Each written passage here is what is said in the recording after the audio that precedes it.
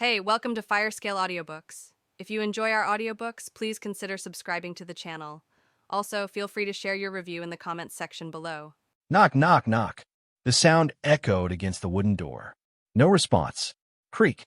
The door opened, and a man in immaculate attire stepped inside. His hair was white, but his face was smooth, youthful, and wrinkle-free, an impossible contradiction. He looked young, yet his true age would stun anyone who heard it. His sharp eyes swept the study. Shelves overflowed with books, scriptures, and tomes. A violet carpet softened the floor, while a fire crackled warmly in the hearth. At the back of the room, behind a mahogany desk littered with papers, an old man slouched in his chair, staring at the ceiling. The white-haired man sighed and walked forward. Bang! He nudged the desk with his foot. Waha? Oh, good morning, Wester, the slouching man muttered, rubbing his eyes.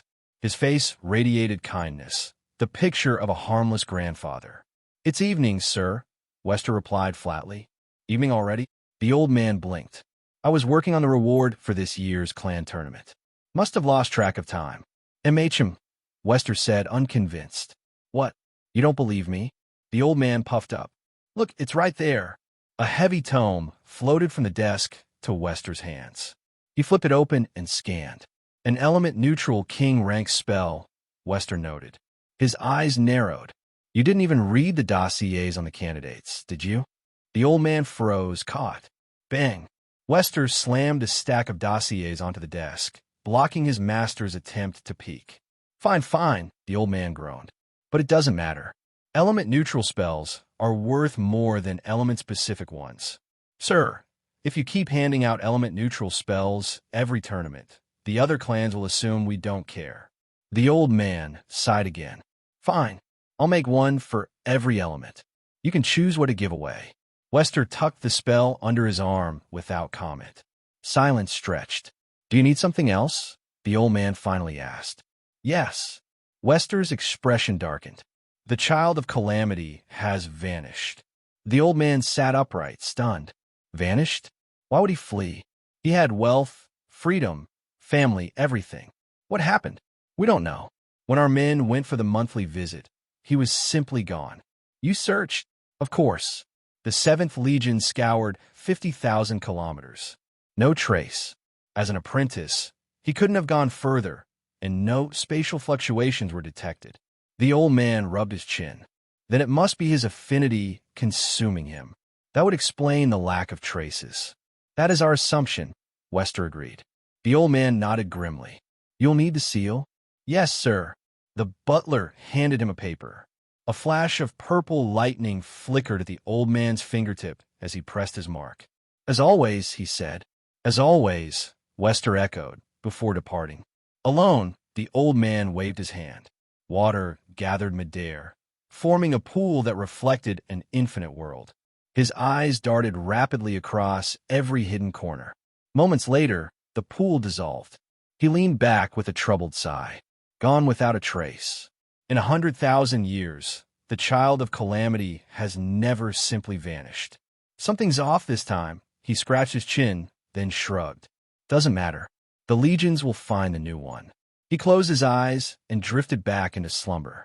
Meanwhile, Wester strode through a dim, endless hallway of stone. Each step carried him forward, as though the corridor itself bent distance. Finally, he emerged into a colossal hall, 2 kilometers long, 300 meters high, lined with weapons, violet banners marked with white lightning, and a massive table at its center. The hall was empty. He passed through another door into a chamber filled with magical equipment and papers. A blonde woman in regal purple robes stood at attention, lightning sparking around her, reality bending in her presence. Good evening, sir, she greeted politely. Sarah, Wester said. Perfect. I was looking for you. He handed her the sealed paper. Her eyes widened as she read. Yes, sir. She moved to a wall, spoke arcane words, and slid the paper into a glowing outcropping. It burned to ash. Ding, ding, ding. 3 bells tolled, their sound rolling across worlds. Have a good hunt, Wester said. Thank you, sir. Shing. Light engulfed Sarah, vanishing just as fast, revealing her transformed armor of shining silver etched with runes, lightning-woven wings spreading wide, a spear crackling with thunder in her grip. She vanished, then reappeared in the Grand Hall. This time it was filled. 10,000 soldiers in golden armor stood in perfect formation. "We greet the general," the front ranks intoned. Sarah's voice thundered across the hall. "The child of calamity has vanished. A new one must exist. By dawn, every child under 1 year old will be tested. If any bear an unknown affinity, they're to be brought directly to me." "Yes, General," 10,000 voices roared.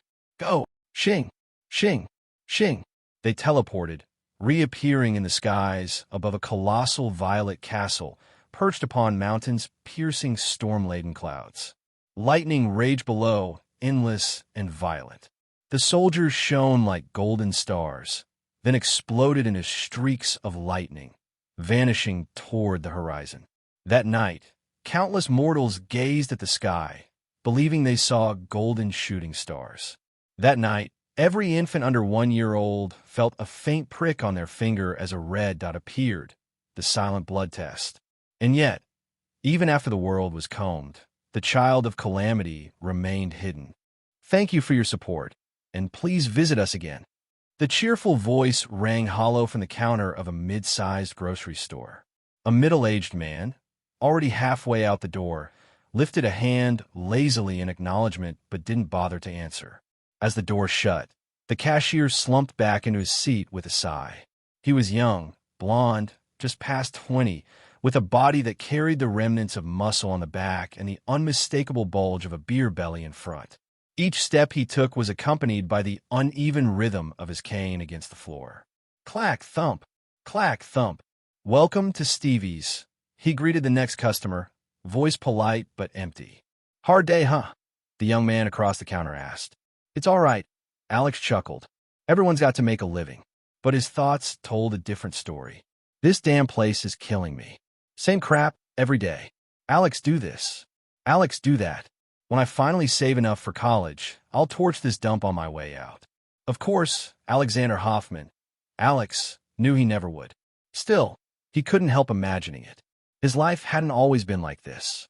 At 12, under his father's urging, Alex had stepped into a gym.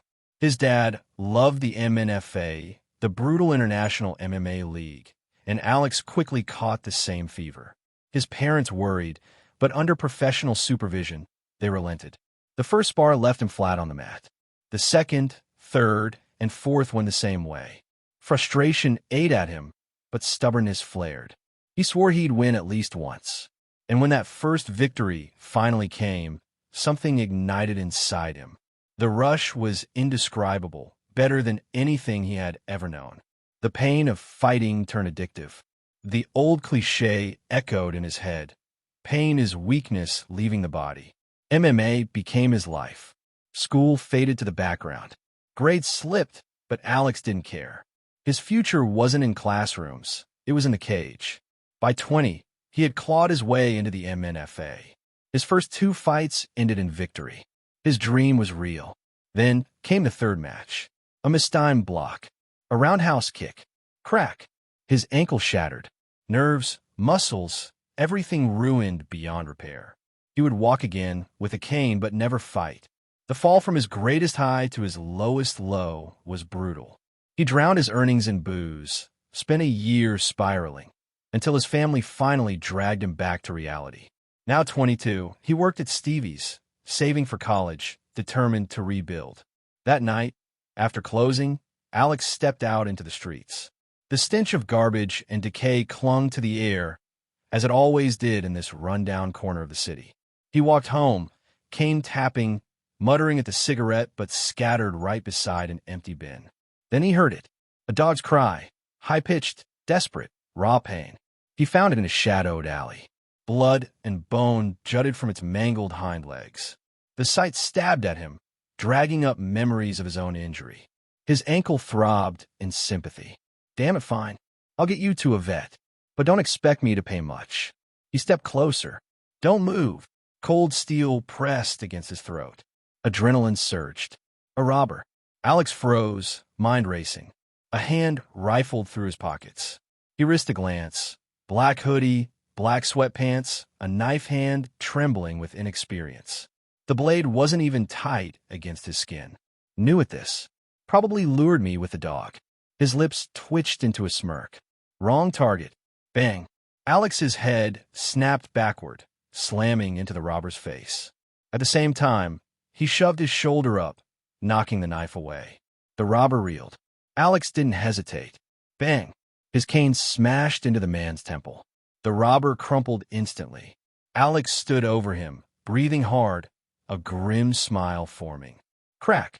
The body hit the pavement. Blood spread beneath the man's skull. Alex's smile froze. Horror replaced it. No, I didn't mean to. Panic clawed at him. Hyperventilating, he struggled to comprehend. Crack! Pain exploded at the back of his head. The world went black. Behind him stood another figure in black, crowbar dripping red. The second robber, hidden until now, glared at the bodies. Rage and panic twisted his face. Fuck. Two corpses at his feet. No way out. But Alex was already gone. Two wisps of azure rose from the bodies, drifting skyward, leaving Earth behind. Alex felt neither alive nor dead, trapped in a dreamlike haze as his soul floated among countless others in the void. A white light appeared. The souls surged toward it. Then reality itself cracked.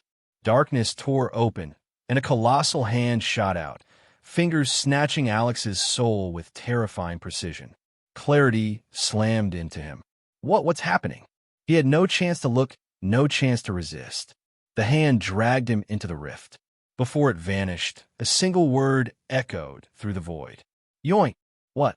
What happened? Where am I? Alex's mind was confused beyond belief. He knew that something had happened to him. He felt like he had been dreaming and just now woke up. However, he had no idea where he was. Alex only knew that he was currently standing in the most imposing hall he had ever seen in his entire life. Just the sheer size of this place struck him dumb. Alex suspected that this hall was over 1 kilometer wide. It was probably even 100 meters tall. Who would build such a thing? The entire place was colored in black and red, evoking a kind of evil feeling. Did they hire some teenager to design this place? Who colors such a grand hall in black and red? Alex thought as his brows furrowed. Even more, why is everything empty? Sure, there are some things at the walls, but there's nothing in between them except for this big, dark carpet. Alex looked at the carpet and noticed that something was embroidered on it. It was a white jester's mask. Basically, it was a white mask with the face of a laughing person. Creepy.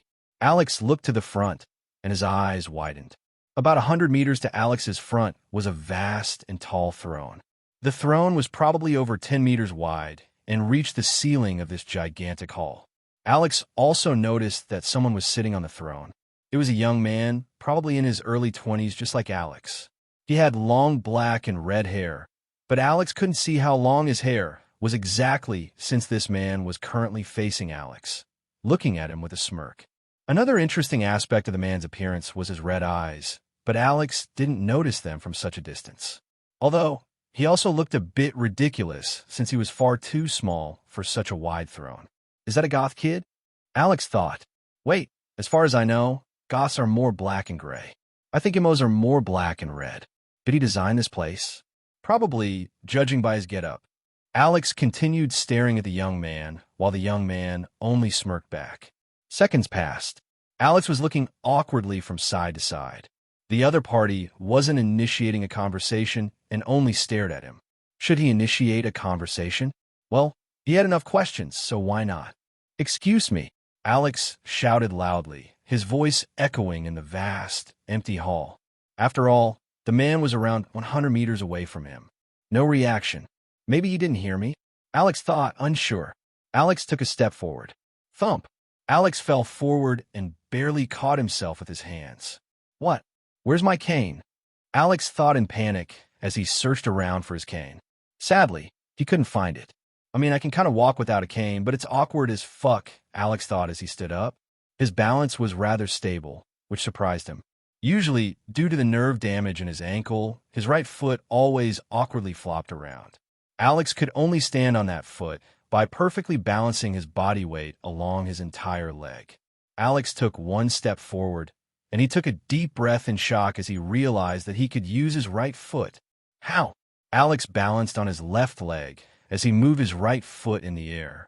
Full mobility. No awkwardness. Whoosh. Alex performed a roundhouse kick, and his mind was going wild. This was just like back when he had been fighting. What the hell? Alex tried out his right leg some more as he jumped and kicked a couple of times.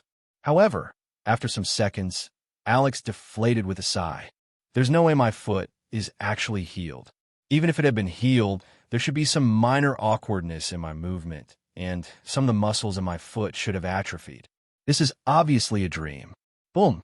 The sound of an explosion rang throughout the hall, coming from Alex's front. The sound was so loud that Alex's ears started ringing as he was thrown back by a shockwave. Luckily, the shockwave didn't injure him. Every damn time, an angry voice shouted. Alex shook his head to regain his calm. Every damn time, the voice repeated, obviously working itself into a rage. Every time I get a soul from your world, they always think that it's a dream. Alex lifted his head and looked towards the throne. Was the young man speaking? It was hard to see from such a distance. Wait, then how can I hear him? It sounds like he's just beside me. This is getting boring, the voice said with annoyance. How about one time one of you guys just walks forward? How about one time one of you guys just walks up to me? Alex looked around as he tried to find the origin of the voice, but there was nothing around him. On top of that, the voice was coming from the front. Was it really the young man? Every damn time I watch you guys, and every damn time you do the same fucking thing, the man shouted. Alex saw that the man's body was slightly moving from side to side, but it was hard to judge from such a distance. Oh, what's this hall? Oh, what happened to my body? The man shouted with a sarcastic tone. I think he lifted his right arm to imitate someone speaking, Alex thought as he concentrated on the throne in the distance. Bang! Another explosion, but this time, Alex managed to barely remain upright. However, this explosion was even more shocking than the first one. Why? Because Alex had seen what had caused the explosion. The young man had lifted his right arm and then slammed down. And then, something shocking happened. The armrest of the throne moved inward and stopped below the young man's fist. A 10-meter wide throne had shrunken to just a bit more than 5 meters. And the explosion? That was the young man's fist. Just the mere act of slamming one's fist down on an armrest had thrown Alex to the ground from a distance of over 100 meters. That was insane. All of this took some time to describe, but barely any time had passed in reality. The young man was still ranting. And then you always say the same fucking words. You always say, excuse me. Can't you say something else for a change? Can't at least one of you guys say hello, or good morning, or fuck you, or just anything else? Alex still couldn't deal with the situation. Okay, that's impossible. This must be a dream, he thought. Hope. Suddenly, the distance between Alex and the man shrank. In less than a second, Alex stood barely half a meter in front of the man. What did you just fucking think? The young man growled with narrowed eyes. I dare you. Think that one more time. See what happens. For some reason, Alex felt terrified right now. Usually, he wouldn't be afraid of a young man sitting on a throne, but for some reason, Alex felt like he had to be very careful right now. Otherwise, he might make a mistake he would regret. Alex looked nervously into the eyes of the young man, while the young man glared back. Then, how about I say it instead? Alex asked. The young man blinked a couple of times in surprise. PDVO, that's a new one, he said, all his rage gone. Do go on ahead. I want to see how this plays out. Alex gulped. This is obviously a dream, Alex said. What makes you think so? The young man asked as he leaned back. The distant back of the throne moved forward of its own volition. That, Alex said as he pointed at the back of the throne. Thrones don't do that. Mine does, the man said with a smirk. Ow, Alex asked. He wanted to know how the guy could rationalize something like that. Like this. Whoop, whoop, whoop. Suddenly, the entire hall became wavy. Walls were shooting at Alex, and then going far into the distance. The throne was even waving around like one of these wacky, inflatable arm tube men on streets. Surprisingly, Alex stayed calm. See, Alex said calmly. Obviously a dream. The hall stopped, and the young man wrinkled his nose. All right, this is getting boring. Shing. And Alex's right foot was cut off at his ankle, just like that. The young man didn't even move. Alex fell to the ground in surprise and looked at his bleeding stump of a foot. His face turned into horror, but after 2 seconds, it surprisingly went back to a calm expression. See, I don't feel any pain, Alex said. Therefore, this is a dream. The young man chuckled. You're under shock. Give it some seconds, the young man said with a smirk. Alex only looked with skepticism at the young man and then back at his right foot. He moved his right leg around a bit in morbid curiosity. Some seconds passed. Alex's face turned into a slight grimace. Okay, maybe it stings a little. Give it time, the young man said. Alex started sweating as his breathing quickened. Okay, maybe it stings a lot. Give it time, the young man repeated with a smirk. Maybe yarg. Alex's voice stopped as his hand went to his right leg.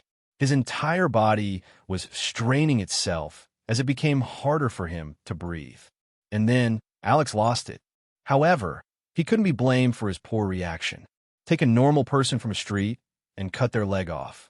See how they react. There we go, the young man said with a smirk. Now do you dash? AR. The young man's brows furrowed. Okay, now do dash. AR. Shut up. Hoop. Suddenly, all the pain disappeared. Alex's mind was shocked. Wait, what? Alex looked down and saw that his right foot was back. What? You done? The young man asked with an annoyed tone. You got that out of your system? Yes. Or, do you want to shout some more? Alex couldn't comprehend the situation as he tried to make sense of everything. All right, this is taking too long, the young man said as he stood up. Bang. And then he kicked Alex into the side, throwing him 2 meters into the distance. All right, so, the man began as he continued walking to Alex. You died. You are dead. This is not a dream. Bang. Another kick. Alex coughed several times. These kicks were no joke. The man continued walking to Alex.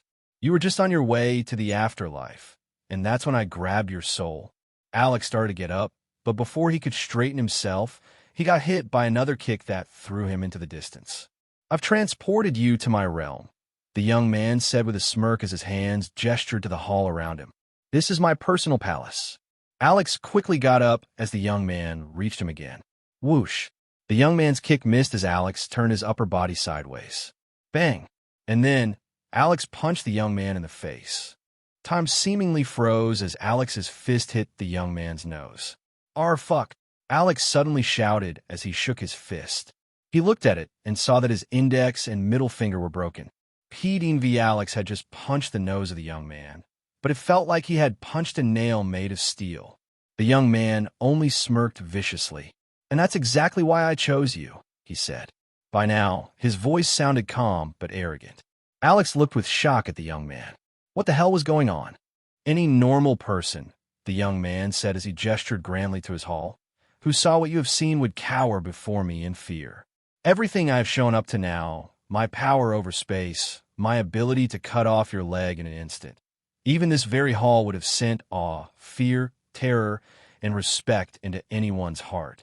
However, the man shouted, his voice sounding pleased. You're not like a normal person. No, you are different. The man took a step forward as Alex began sweating. His fight or flight instincts kicked in. Usually, he always chose fight, but in this instant, he felt like flight was a better alternative. Everyone else would have thrown themselves on my knees, begging me to not play with their lives any longer. Another step. That's so boring, the man said with a neutral expression. I want excitement, fighting, someone that doesn't take shit from anyone. I want chaos, the man said with a smirk as he looked deeply into Alex's eyes. Alex gulped. Chosen for what? Alex asked, trying to hide the panic in his voice. Chosen to change the world, the man said with a smirk. Then he chuckled a bit, turned around, and walked back to his throne, which had just appeared behind him. He sat down and looked at Alex again with a smirk, just like back when Alex had first arrived here. Alex remained silent for a couple of seconds as he calmed down, trying to analyze the situation. Obviously, this isn't a dream. The pain is too real, and now that I take the possibility that this is real into account, I also notice that my thoughts are too orderly. Usually, in a dream, I never notice that it's a dream since a big part of my brain is asleep. I have to throw these preconceived notions of what counts as reality out of my mind and learn to accept that this is all real. Alex looked at the man sitting in front of him, and that means that he's also real. What is he?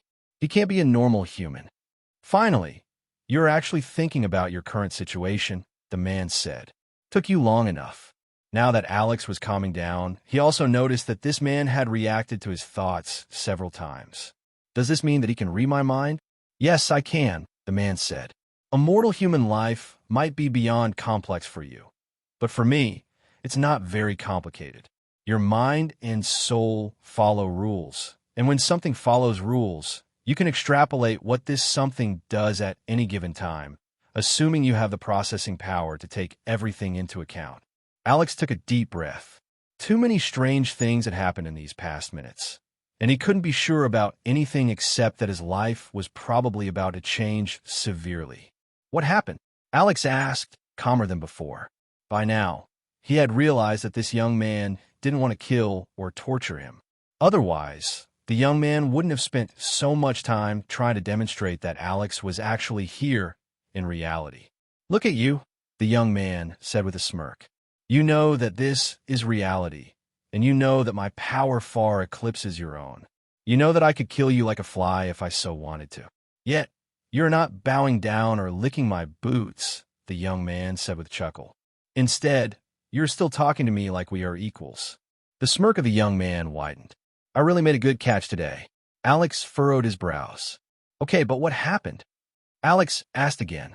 The young man chuckled and leaned back on his throne. Death, he said. Suddenly, the hall vanished as Alex appeared in a dark alleyway. For a second, Alex thought that he had just dreamed all of this, but that thought quickly died when he noticed the gigantic throne in the alleyway with a man sitting on it. This is where you died, the man said as he gestured to the ground. Alex took a deep breath and looked down. What he saw made his insides shudder. In front of him, in the dark alleyway, were two corpses. All of Alex's memories of his death immediately returned. One corpse was of the man he had accidentally killed, while the other corpse belonged to Alex. Currently, only these two corpses lay in the alleyway. The injured dog had either fallen asleep, had died, or had lost consciousness. Alex wasn't sure. How'd I die? Alex asked. He couldn't remember what had killed him, but judging by the appearance of the back of his own head, he could make a guess. Your victim had a friend for insurance in case something went wrong, the young man explained. When he saw you kill his friend, he charged over with a crowbar, and well, you can imagine the rest. Alex looked at the two corpses with a complex expression. Ironic, isn't it? The young man asked. Your opponent died from a hit to the head, while you also died from a hit to the head. You died the same way as the person you've killed. I didn't want this, Alex said slowly. I didn't want to kill him. I only wanted to incapacitate him. The young man chuckled. And that's exactly why this situation is so entertaining. There's so many people willing to kill someone, and such a thing is simple. However, when you accidentally kill someone, the entire situation has a different taste. Now, there's complexity. Now, there's no one you can truly blame. A tragedy has happened, but no one is at fault, no one to get angry at. What will the family of this young man do? Will they blame you? However, you have also died, and you also were in a dangerous situation. They can't blame you. Will they blame the young man for his actions? A little, but does something like this warrant an immediate death? The young man chuckled again. There's no easy way out of this situation. That's what makes this so interesting. What will happen now? Alex asked. Well, your corpses will remain there for the entire night, since not many people pass through here during the night, the young man explained. A middle-aged woman on the phone will notice your corpses in the morning and will call the police. At that point, the young man furrowed his brows and moved his fingers a little bit. This gesture reminded Alex of someone that was calculating something in their head. Your killer will flee into a different city, relatively far from here, the young man said absent-mindedly. However, he will be caught in about 4 weeks. Then he will stand trial for first-degree murder, but he will only be convicted of second-degree murder since he killed you out of revenge. He will get a sentence of 25 years. At that point, the young man's speech became slower as he concentrated more. After he finished his sentence, he will get back to the street and will eventually die of an overdose. The young man relaxed again as he leaned back. Meanwhile, Alex took a deep breath. Obviously, the young man didn't know the future. Otherwise, he could have said everything in an instant. If one were able to see the future, one wouldn't have to think so hard. This meant that the young man had simply calculated everything. However, that was even more terrifying. Whoop! Reality changed again as they returned to the Grand Hall. Anyway, back to the topic, the young man said. While you were busy killing and getting killed, I was searching for a suitable candidate. I found about 2,000 fitting people on Earth, and I chose you because you were simply the first one that would kick the bucket. If you had died just a couple days later, you wouldn't have arrived here. Isn't that lucky? The young man asked with a smirk. Alex took another deep breath. He had to adapt to his new situation. Yes, he had died, and he was supposed to enter the afterlife. However, this person had brought him here. Alex had to look forward now instead of backward. Candidate for what? Alex asked. As I've said, changing the world, the young man repeated. Alex's eyes narrowed. Which world? He asked.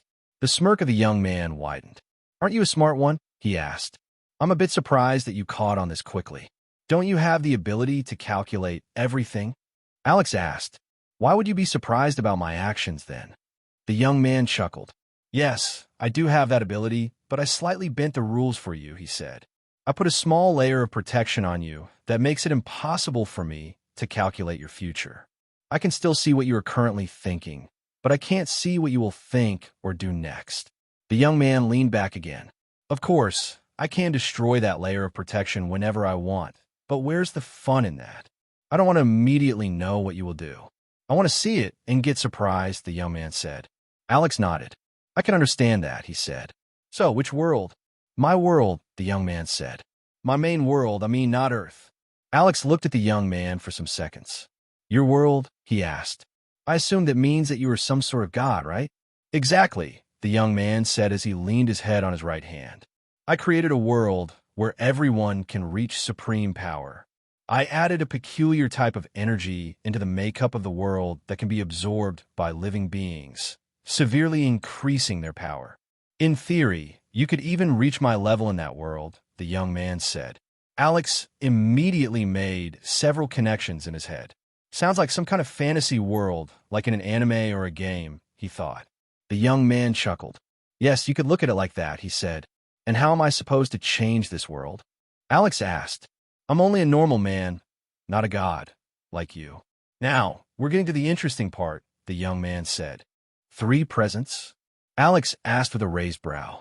Yes, 3 presents, the young man answered as he leaned back on his throne with a smirk. The strongest person that isn't following the path of magic has only barely reached the 4th realm, while there are many more realms to go. You don't have any inheritance for techniques or any other person that can help you when you reach the 3rd realm. The first couple of realms are still fine, but you will have to blaze your own path starting at the 3rd realm. So, you'll need some help. Otherwise, it would become impossible for you to reach any significant level of power. Alex sighed. No help, huh? Alex thought. I have to create my very own path to power. Alex looked at the young man for a couple of seconds as the young man only smirked back. Alex's body shook slightly. Nothing to rely on. No person I can ask for pointers. Everything is all on me. That actually sounds exciting. Yes, Alex's body was not shaking out of fear or anxiety, but out of excitement. Alex hadn't played many games in the past, but just like many other people, Alex also wanted his life to be filled with a bit more excitement. The mundane grayness and sterile systems in his old world were too boring. 2 fists couldn't beat 4 hands. This was an old phrase that Alex had heard from one of his coaches in the past. It meant that numbers always beat individual strength. A top-tier fighter might be able to win against 2, 3, or maybe even 4 people at once in a battle, But 10? 100? 1,000? Impossible.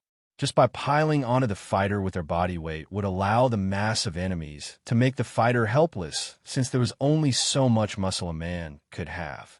One man couldn't resist hundreds of kilograms of weight pressing down on their body. Alex looked at the young man. However, is that still true for him? Alex thought, would the numbers of normal humans even matter when they can't even get through his skin? Would the numbers matter when he can just kill everyone with a casual wave of his hand? Fighting has always been a lifestyle of mine, but as long as I'm not in top form, and as long as I'm not in the top 1% of fighters, I can't make a living out of it. Even more, a single slight injury might make it impossible for me to fight again in the future. However, in this world, I can break these known conventions. I can achieve true power. Tell me, Alex said with a seemingly calm voice. However, even he could hear the slight tremble in his own voice. The young man only snickered a bit. However, he didn't comment on Alex's thoughts. After all, he had told Alex more than once that he was perfectly suited for his world. Shing! A white light shone briefly, and a black cube appeared in front of Alex, floating in the air.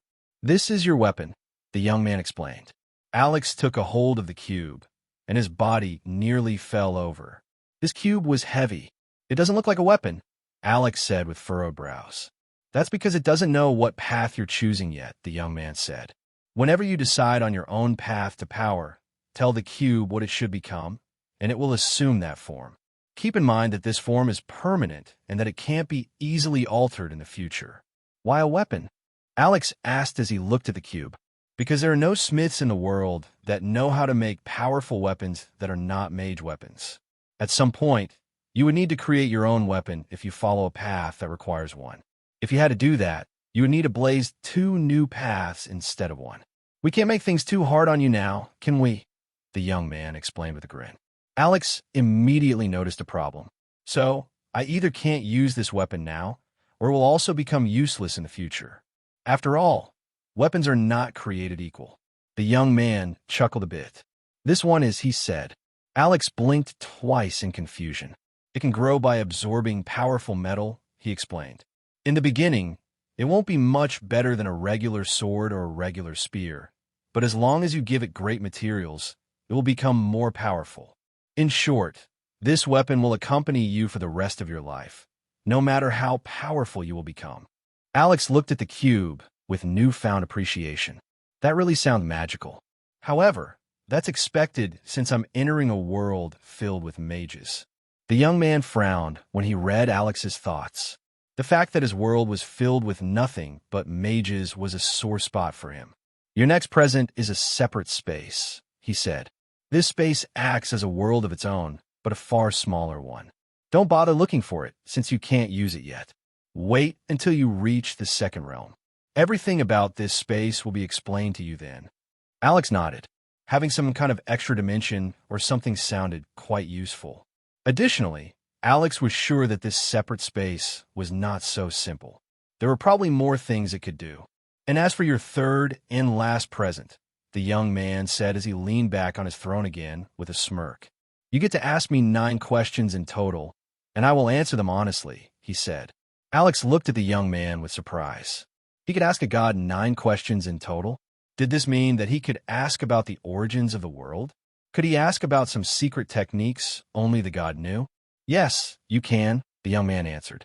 "However," he shouted, "you don't get to remember your questions and answers immediately." Alex frowned. "What do you mean?" The young man only grinned. "1 question and 1 answer per major breakthrough," the young man said. "You get to ask 9 questions since my world has 9 realms of power.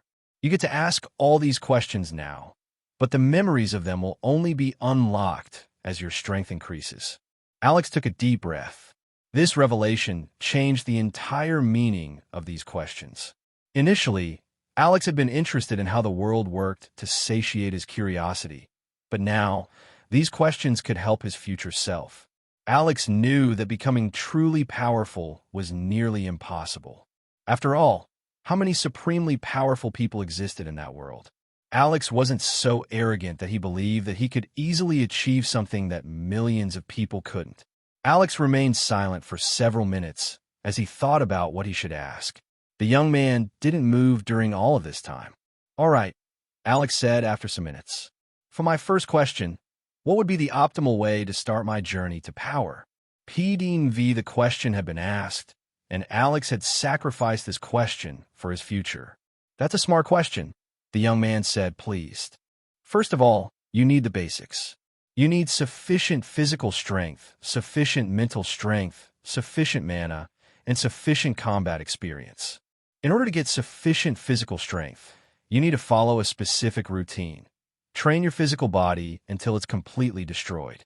After that, relax, close your eyes, and absorb the energy in the atmosphere. Due to your special constitution that makes practicing magic impossible, the energy won't enter your soul but your body. Your body will be strengthened, and it will regenerate. This routine will also help you in achieving sufficient mana and sufficient mental strength. By absorbing the energy in the atmosphere, the stuff that people in my world call mana, your mana storage will increase. At the same time, breaking your body more and more will increase your willpower, while the absorption of mana will have a nourishing effect on your mind. In order to gain sufficient combat experience, I would advise you to live in the wilderness close to the village I'm sending you. Try to survive there without any human help. If you feel like you're not in danger anymore, go further into the wild and survive there. Power is gained amongst danger. Follow these things for the next 2 years, and you should be ready to join human society again. When you've done all that, search for an academy in the nearby towns. Don't worry, there will be an academy that's just perfect for someone like you. And that's all, the young man said with a grin. That should give you the optimal start in your journey. Alex took all of this in. All right, then for my second question. Thwop. Alex's body suddenly jerked, and he felt like his mind had been hit with a hammer. He looked around, and he saw that he was still standing in the hall. The young man was also in front of him. However, the young man was laughing hysterically. What happened? Alex asked in confusion. The young man calmed down, but his face was filled with amusement. "You just asked your last question, and man, your last question was a doozy," he said with a snicker. For a second, Alex wanted to ask what he was talking about, but then he remembered that he would lose part of his memories. Apparently, that had already happened. "Because of your last question, I've changed a couple of things," the young man said as his grin widened in excitement. "Originally, I didn't want to give you an elemental affinity. After all, it would be a bit pointless since you can't practice magic. However, your last question threw all of these plans out of the window," the young man shouted with excitement. "Now, I'm giving you a special affinity, and you might even be able to use it if you train hard enough. Who knows?" Alex was still confused since he felt like he had been transported into the future. "Additionally," the young man shouted as he grinned widely, "you will get a new name." Alex blinked a couple of times. "New name? Why?" "Because I say so," the young man shouted with a laugh. "Parents have the right to give their children a name, and you will receive a brand new body that I have given life to. In essence, I am somewhat your father.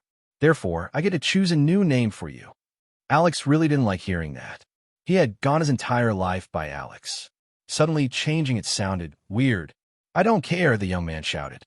However, he didn't seem angry at all.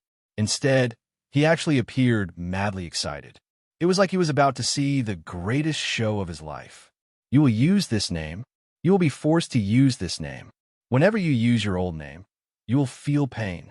Alex really didn't want that. Yet the god didn't care. "From today onward, your name is Shang. Remember your name, Shang." "Shang," Alex thought. "That's a weird nod dash. Shing." And Alex was gone. He had been teleported to his new world. The young man leaned back with a snicker. "Oh, this is going to be great," he said to himself with a smirk. Thunk. Alex's mind was thrown into disarray suddenly. It was like he had just received a punch to the head. Alex's hand went to his, but out of reflex, since he felt some pain coming from it. That's when he felt grass. Grass, Alex thought. Alex opened his eyes and looked around. Forest. This was the only word that appeared in his mind when he saw his new surroundings. Thick pine trees were all around Alex. Alex could hear some birds chirping, and he heard the buzzing of insects. The smell of nature also immediately assaulted him.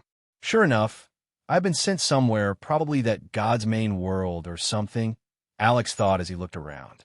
Alex stood up, and while doing so, immediately noticed something peculiar. Standing up is easier than before, Alex thought. Alex looked down at his body, and his brows furrowed. My big belly is gone, Alex thought. As Alex looked at his own body, he noticed that he had a slim build. On top of that, he wore different clothes now. Right now, Alex wore black cloth pants and a black shirt. Surprisingly, the fabric felt rather nice. However, Alex noticed something else that he didn't like one bit. I'm smaller, Alex thought with narrowed eyes.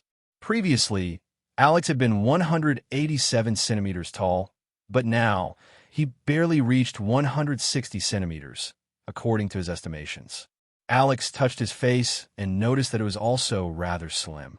I'm smaller, my unnecessary fat is gone, but my muscles are also gone, Alex thought. This is either the body of someone that only does cardio, or I'm in the body of a teenager. I don't think that this God would send me into a grown body that's only 160 centimeters tall. After all, he wants me to become powerful, and height is an insane advantage in physical combat. So, I'm probably in the body of a teenager. Assuming that I will reach a height of above 180 centimeters in my adulthood, my current height of 160 centimeters means that I still have quite some growing to do. This means that I'm probably in the body of a 14-year-old, Alex thought. Something on Alex's head tickled him, and he moved it to the side. It was hair, and when Alex noticed some strands of his hair, he also noticed a different change. Well, seems like my blonde hair is gone, Alex lamented as he saw his new black hair. After getting familiar with his new body, Alex looked around himself and noticed two things. One was a bulging sack, and the other was the black cube the god had given him. Alex opened the bag and looked inside. These were probably some basic things that the god had prepared for him. Clothes, 3 red flasks, a survival knife, shoes, and some meat jerky, Alex thought as he looked at the sack. Basically, the bare necessities to survive in the wilderness. Alex took out one of the 3 red flasks and looked at it. The color of the liquid in the flask was a vibrant red, and the liquid was rather viscous. Could these be health potions? I mean, I kind of am in a fantasy world. Alex wasn't sure, but he assumed that he was right. After checking his inventory, Alex picked up the black cube and put it in the bag. However, his hand halted as he realized something else. Did the black cube become lighter? He thought as he moved the black cube around a bit. Probably not, but it does feel lighter. Alex frowned as his mind tried to find a reason. My old body was out of shape, but I still had quite some muscle. Yet, this untrained teenage body can easily carry the cube. Alex scratched his chin in thought. Is this normal? Is this the effect of being in a world that's bathed in this mysterious energy that's all around me in the air? The guy said that most people call it mana, so I should probably also get used to calling it mana. I don't want to appear out of place. Possible, Alex thought. I should test that. The guy said that I can't push mana into my soul, which means that something in my body is different from a normal human body. The inability to do something that everyone else can do basically means that I'm disabled in a certain sense. However, the god wouldn't send me into a body that can't become more powerful. He also said that most of my mana will end up in my body. Alex quickly shook his head. Now's not the time to think about these things, Alex. First, you need dash. Alex stopped thinking as his head was suddenly droning. It felt like he had gotten a migraine. What's going on now? Can't you give me a break? However, the headache only increased, and Alex fell to his knees as he breathed heavily. His mind was going through everything that the god had told him, and Alex quickly found the answer. Really? Alex thought with frustration and anger. You won't even allow me to think of my true name. No answer. Fine, fine. I'm Sean. And just like that, the headache had vanished. So, it really is like this, Alex thought with a bitter expression. Fuck, this is so annoying. Can't even retain my own name. However, there's nothing that Alex or Sean could do. Anyway, I should first look around for a safe spot. I don't know where I am, and if I start training now, unwelcome visitors might suddenly appear. Alex looked around. There are no leaf trees and only pine trees. Does this mean that I'm in a colder climate? Now that I think about it, the sun is high in the sky, but it's a bit chilly. I can still deal with this temperature, but it will probably drop significantly in the evening and night. I have food for about a day in my sack, and I can use my spare clothes for bedding and a blanket. However, I should still find a safe place where I can sleep. Let's check from above, Alex thought as he looked at a tall tree beside him. With this body, I should be able to climb this tree. Alex put his sack down and went to the tree, but he quickly stopped. Then, he slung the sack over his back. Animals might smell the jerky in there, he thought. After that, Alex went to the tree and slung his arms and legs around it. Sure enough, I can easily support my own weight. This body is quite powerful and still pretty light. I don't want to admit it, but this body is probably even better suited for survival and combat than my old one. The first couple of meters were a bit difficult, but after Alex reached the height of the branches, it became far easier. The needles of the pine tree were a bit annoying, but they didn't injure him. Around 2 minutes later, Alex was relatively high up and could see around him. Fuck, Alex thought with gritted teeth. Forest everywhere. Alex was on top of a sea of green. Well, at least I can somewhat make out the terrain. Alex noticed several mountains on the horizon, probably 20 kilometers away or so. According to his estimations, the mountains were probably about a kilometer tall on average. Alex turned his head and noticed that the mountains were encircling him from quite a distance. Is this a basin? Alex thought. I can't see anything higher behind the mountains, which probably means that I'm probably not below sea level. I'm probably just surrounded by mountains. Quite an interesting starting location. Alex got an idea, and a skeptical expression appeared on his face. Is this supposed to be some kind of tutorial area or starter location? Alex thought. Alex scratched the back of his head awkwardly when he had that thought. This wasn't a game, but the god sure as hell structured it like one. Alex even got 3 healing potions. I mean, at least this makes things easier, Alex thought. He told me that I should try surviving in the wilderness, and when I no longer feel any danger, I should go further in. I guess he meant this basin. Then, Alex noticed something. Smoke. There was smoke coming from behind one of the mountains. It was hard to notice, but if one looked hard enough, one would see it. That's probably a village, and they're living just beyond that mountain. This did a lot for calming Alex's anxiety. At least he knew where he could find humans. Rustle, rustle. Alex heard the sound of rustling coming from a distance, and he looked over. Alex blinked a couple of times in confusion as he tried to process what he was seeing. Were these trees moving? Yes, sure enough, about 100 meters away, about 20 pine trees were moving from left to right. One peculiar thing was that these trees were all very close to each other, even closer than the other trees. On top of that, some of them were slanted at an angle. Alex squinted his eyes as he tried to see what was going on over there. Trees couldn't just move like that. Wait, are these actually trees? Alex thought. After a closer inspection, Alex noticed that these trees only resembled trees. They weren't actually trees. P.D.V. they looked more like green spires with some green spikes coming out from their side. This picture reminded him of something. If these spires were straight, had no spikes, and were black. Alex took a deep breath in shock. Is that a green hedgehog? Sure enough, the moving mass of green looked like the back of a hedgehog. However, just how big was this thing? If that's a hedgehog, it means that it's so big that its needles are nearly as tall as pine trees. Alex remained quiet as he watched the massive green spires moving past the trees. Sometimes they were caught on a tree and bent backward, but after a while, they simply bounced back to their original location. If this was a hedgehog, it was probably just as big as an elephant without its needles. Bang! Suddenly, Alex heard the sound of something heavy hitting the ground, and it sounded like it came from a long distance away. Alex looked towards the direction the sound came from and noticed a dust cloud at the bottom of one of the mountains in the distance. There, Alex noticed a brown lizard biting down on some large brown animal. Alex wasn't sure since it was too far away to see it clearly. However, Alex did notice one thing. I can see that lizard from here, he thought with a deep breath. Then, how big is that lizard? For a while, Alex only remained silent as he tried to come to terms with the things he had witnessed. Are you sure this is a tutorial area? Alex remained on top of the pine tree for quite a while as he simply looked at his surroundings in shock. These beasts are gigantic. Alex thought, how am I supposed to survive here? If I accidentally get close to any of them, I won't even have a fighting chance. Although the god said nothing about killing everything. He simply said that I should remain here until I can survive without feeling much danger.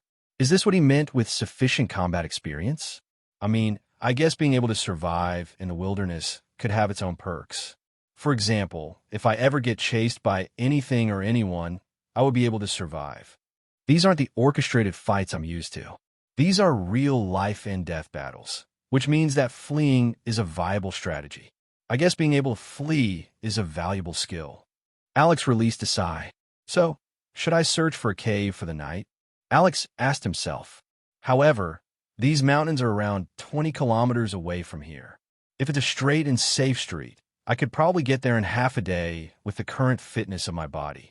However, my journey there won't be safe, and I definitely need to make several turns. Yeah, that doesn't work. So, I need an alternative. Digging is a no-go. After all, I only have a knife. Additionally, the climate is rather cold, which makes the ground harder. On top of that, the ground should be filled with roots. Alex scratched the back of his head. I think that only leaves two things. I either need to find some humongous tree that has a big hole inside it, or I need to sleep on top of trees. Camping outside should be the last option. Alex sighed. Anyway, if I have to sleep on a tree anyway, I don't really have to look for one. These trees are all pretty big, and basically any one of them would do. I only need to cut off the needles and annoying branches. Alex looked up. It should be early afternoon, which means I still have some hours to kill. I should keep watch over my surroundings to see what kind of wildlife I can find. Knowing your enemy is already half the battle. Alex started climbing down the tree, but didn't leave it completely. Peeding V instead, Alex waited about 5 meters above the ground on a thick branch. He shaved off some of the needles of the tree to make himself comfortable. But wait, didn't Alex say that he would look at the wildlife?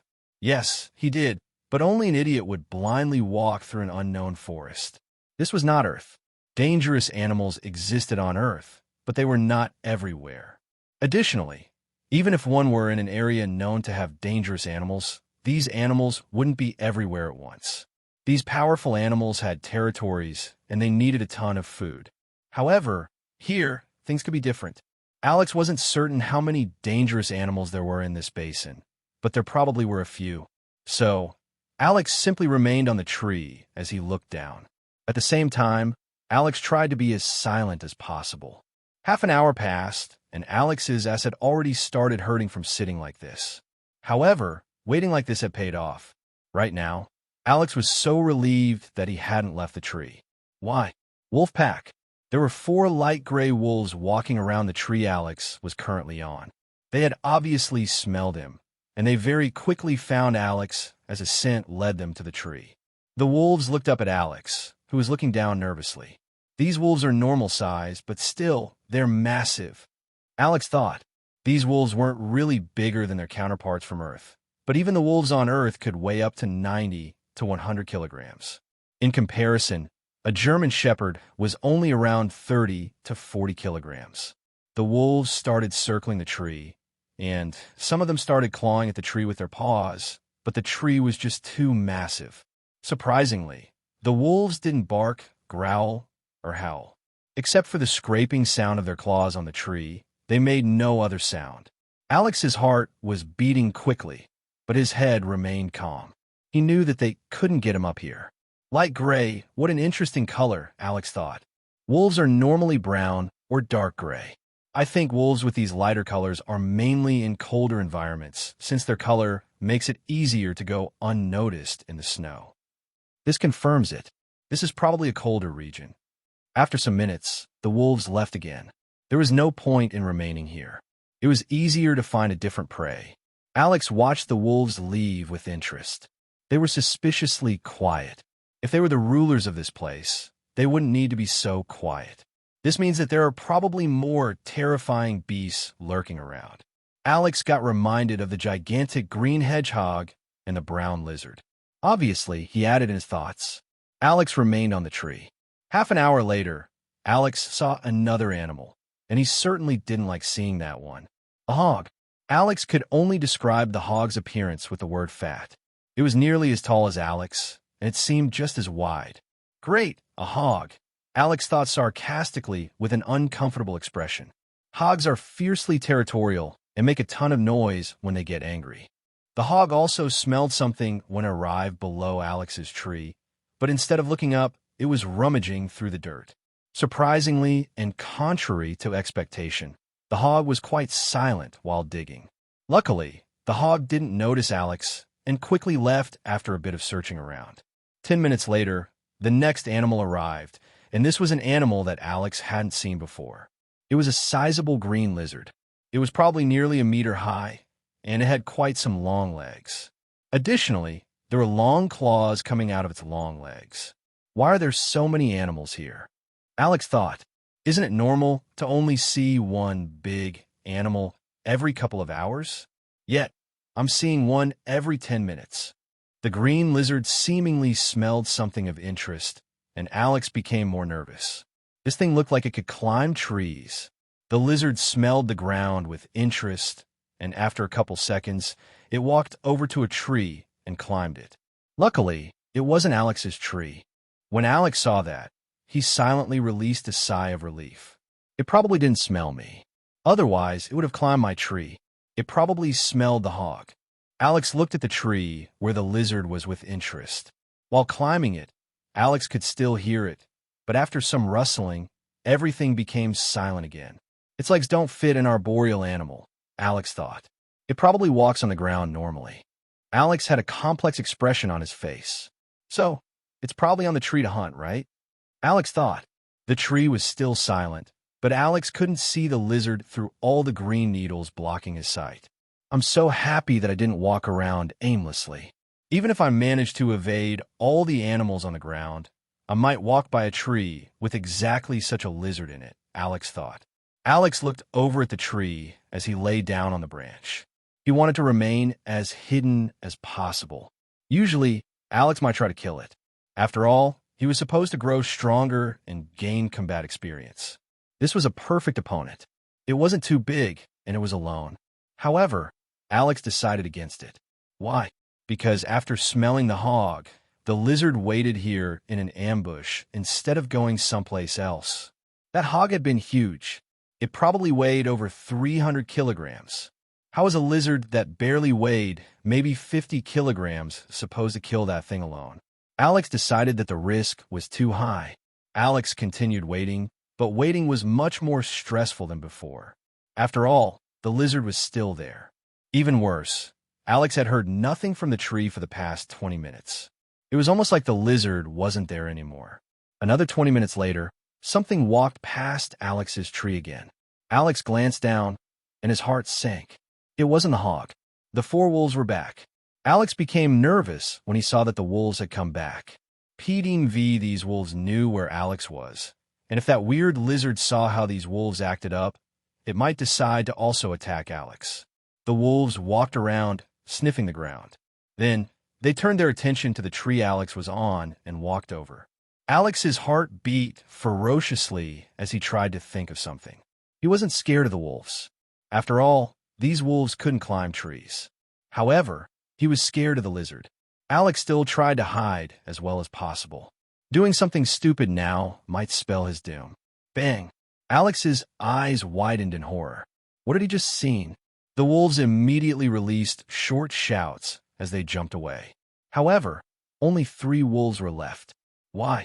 A fireball had flown over to one of the wolves and had exploded. The wolf's body was partially torn apart, and the explosion of the fireball had thrown it against the tree. Where had the fireball come from?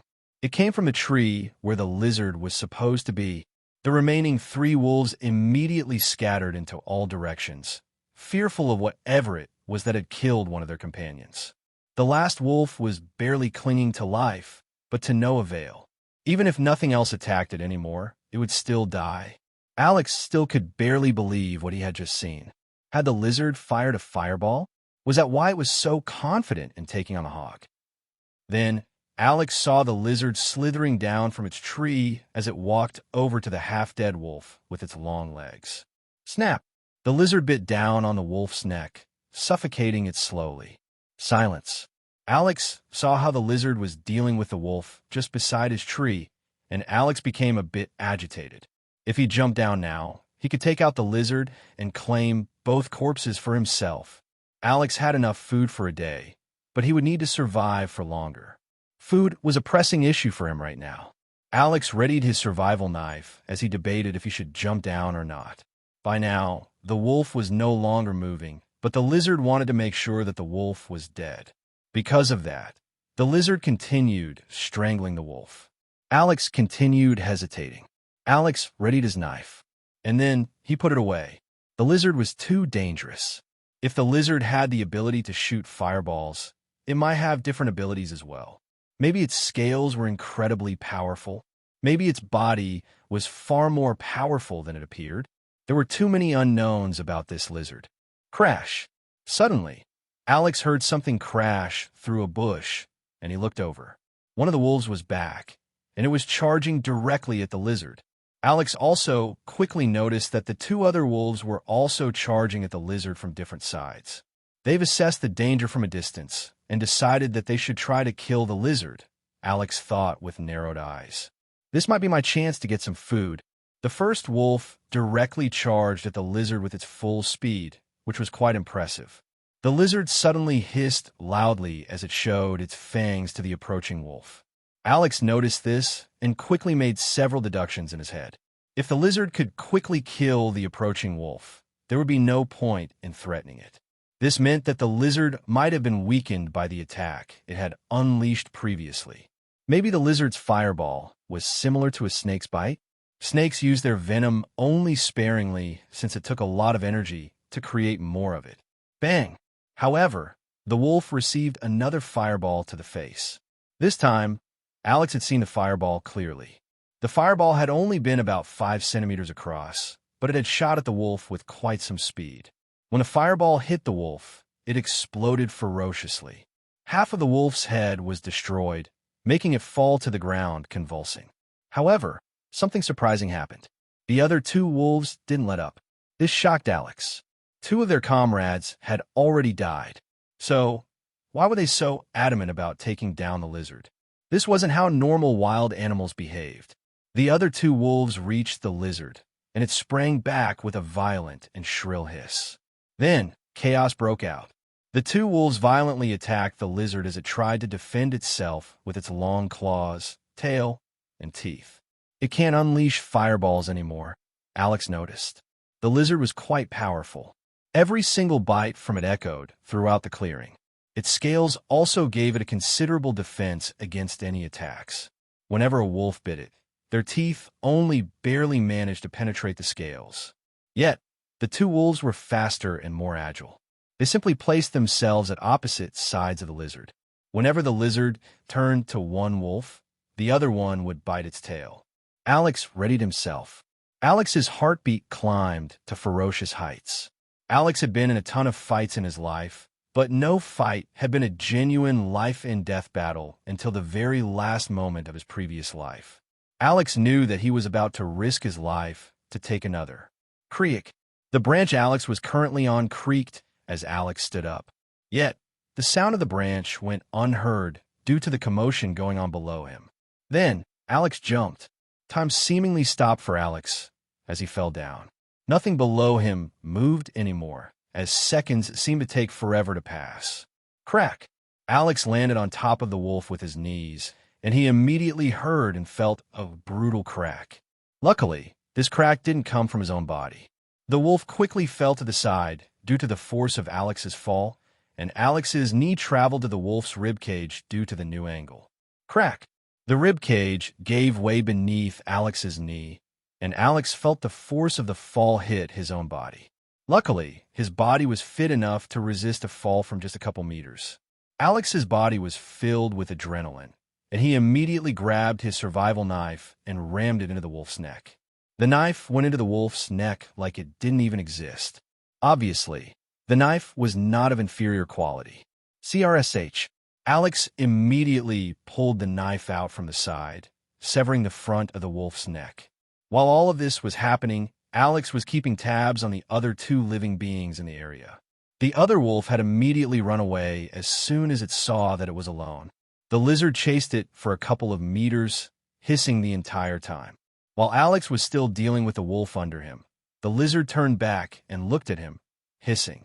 Alex looked into the lizard's eyes as the wolf died beneath his feet. Then, they only stared at each other for 5 seconds. By now, the wolf's body only convulsed weakly, not being able to do anything else. Alex slowly stood up and grabbed the wolf's legs. CRRR. The sound of something scraping across the ground was heard as Alex pulled the wolf towards his tree. The lizard continued hissing at Alex while he was doing that. Then, the lizard charged at Alex. Thunk! Alex dropped the wolf and charged at the lizard. CRK. Hisses. The lizard suddenly stopped its charge as it resumed its hissing. When Alex saw that the lizard had stopped its charge, Alex also stopped. They stared at each other for several more seconds. The lizard had tried to frighten Alex into running away, and Alex had called that bluff. Alex slowly walked back to his prey, looking at the lizard. The lizard continued hissing, but after a couple of seconds, it seemed to calm down. It slowly walked over to its most recent kill and bit down on one of the corpse's legs, looking at Alex the entire time. Then, the lizard pulled the corpse away. Alex only continued looking at the lizard. A couple seconds later, the lizard suddenly changed its hold, bit on the wolf's neck, heaved it up in one motion, and ran away with impressive speed. Sure enough, this lizard isn't simple, Alex thought with narrowed eyes. It should only weigh about 50 kilograms, but straight up lifted the about 80 kilograms wolf and ran off with it. Surprisingly, it left behind the other corpse. Silence returned to the clearing. Alex was slowly calming down as the thick scent of blood appeared in his nose, making him wrinkle his nose. Then, Alex started feeling pain coming from his right knee.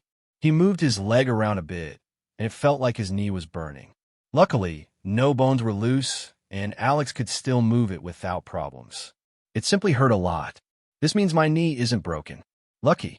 Alex looked at the darkening sky with narrowed eyes. No time to think about my first kill. I need to bring the corpse to a safe place. Alex looked at his tree. Up the tree would be best. Then, Alex looked at the bleeding corpse. Yet, how do I get it up there? Alex glanced at the horizon and noted that the sun was barely visible. It's already sundown. I'm not sure what manner of creatures travel around at night in this forest, but I don't want to be on the ground while night's out. Alex grabbed the wolf's corpse and lifted it. It was really heavy, but he barely managed to lift it up to his chest. However, it was very exhausting. Then, Alex looked at the branches above him. The lowest branch that could support the weight of the wolf was a full meter above him. I might be able to lift the corpse over my head, but I sure as hell can't throw it up there. Jumping is also out of the question. It's simply too heavy. I need an alternative, Alex thought as he put the corpse down again. Alex paced around as he tried to think of a solution. The forest darkened more as time passed, and Alex became more nervous. By now, the birds had become silent, making the forest appear deathly silent. Even the constant buzzing of the insects became quieter until it eventually stopped. Right now, the only noise in the forest was Alex's footsteps. Then, Alex looked up at the bag in his tree. I have to try it. I can't waste this corpse. Alex quickly climbed up the tree and got his bag. After opening it, Alex took out all his spare clothes and tied them together. Luckily, he had enough clothes to make quite a long line. If old-timey prisoners can use something like this to escape from prisons, I can use it to pull up a corpse. Alex tied his makeshift rope to the chest of the wolf. Then, Alex climbed up to the first branch of the tree and let himself fall down at the other side, holding the rope. CRRR. The rope became taut, and Alex feared that it might snap. CRRR. The wolf corpse slightly moved upward but stopped. I'm not heavy enough. Alex climbed up the rope, happy that his body was fit enough to do something like that. Then, Alex tugged the rope under his arm and put his feet on the branch. After that, Alex pushed himself off the branch. CRRR. Thunk. The corpse moved upwards, but one of the knots loosened. The wolf hit the ground, and Alex also fell down. Luckily, he managed to protect his head with his arms. He only received a couple of bruises. The falling corpse echoed throughout the forest, making Alex even more nervous. With the current silence of the forest, that sound should have traveled for over 100 meters. However, Alex didn't want to give up on the corpse. Food was a necessity. Alex repaired the rope and tried again, and this time, no knots loosened. Alex made sure of that. After the corpse was lifted to a good height, Alex climbed up the branch and pulled up the remaining part. His arms hurt and burned, but he didn't have to pull much since the corpse was already pretty high up. Just when he thought that he had to drop the corpse, he managed to grab it with his arms and finish the last pull upward. The branch was creaking under the combined weight of Alex and the corpse, and Alex decided to quickly switch branches. If that branch broke, all his work would have been for nothing. Then, Alex sat down at a different branch and breathed heavily as he moved his cramped fingers. Parts of the skin on his fingers had been nearly shorn off, making them bleed a little bit. However, such an injury would heal very quickly. I hope this was worth it, Alex thought. As Alex relaxed, he felt his body starting to shiver. It's cold, he thought. It might even reach below freezing later in the night. Alex narrowed his eyes as he looked at the corpse and the makeshift rope. Then, he climbed to the other branch, being careful to not break it. After getting the rope, Alex released the knots and put parts of his clothes on a higher branch, making a makeshift mattress. Alex put the other half of the clothes to the side for now. He would make them into a blanket later. When everything was done, Alex simply sat on his branch, thinking, the issue of food has been solved for now. The issue of warmth should be solved until the weather becomes even colder, which it surely will. What about water? Alex looked at the corpse of the wolf that was bleeding onto the ground. Alex's body shivered. I'm not so desperate yet. I can think about drinking blood when I'm about to die of thirst. Then, Alex released a sigh. This should be enough for the day, he thought. I should start my expedition tomorrow. Right now, I only need a rest. Alex grabbed the remainder of his now dirty clothes and wrapped them around himself as he lay down on the branch. It certainly wasn't comfortable. I need to sleep, he thought, closing his eyes. Minutes passed as the events of the day shot through his head. In just a single day, he had died, met a god, went to a new world with a new body, and killed an animal. For the first time, the reality that he would never see his family again hit home. Have you already heard of my death, Mom, Dad? Alex thought with pain. Do you think I'm in some kind of paradise now? Time passed as Alex's thoughts wandered. An hour later, no light of the sun reached this place anymore. However, it wasn't as dark as one thought. Why? Because the moon was close to becoming a full moon. The moon cycle wasn't completely there yet, but it was close. The moon illuminated the dark forest, creating foreboding shadows. When a cold wind blew, these shadows moved in an ominous dance in accordance with the cold whistle of the wind.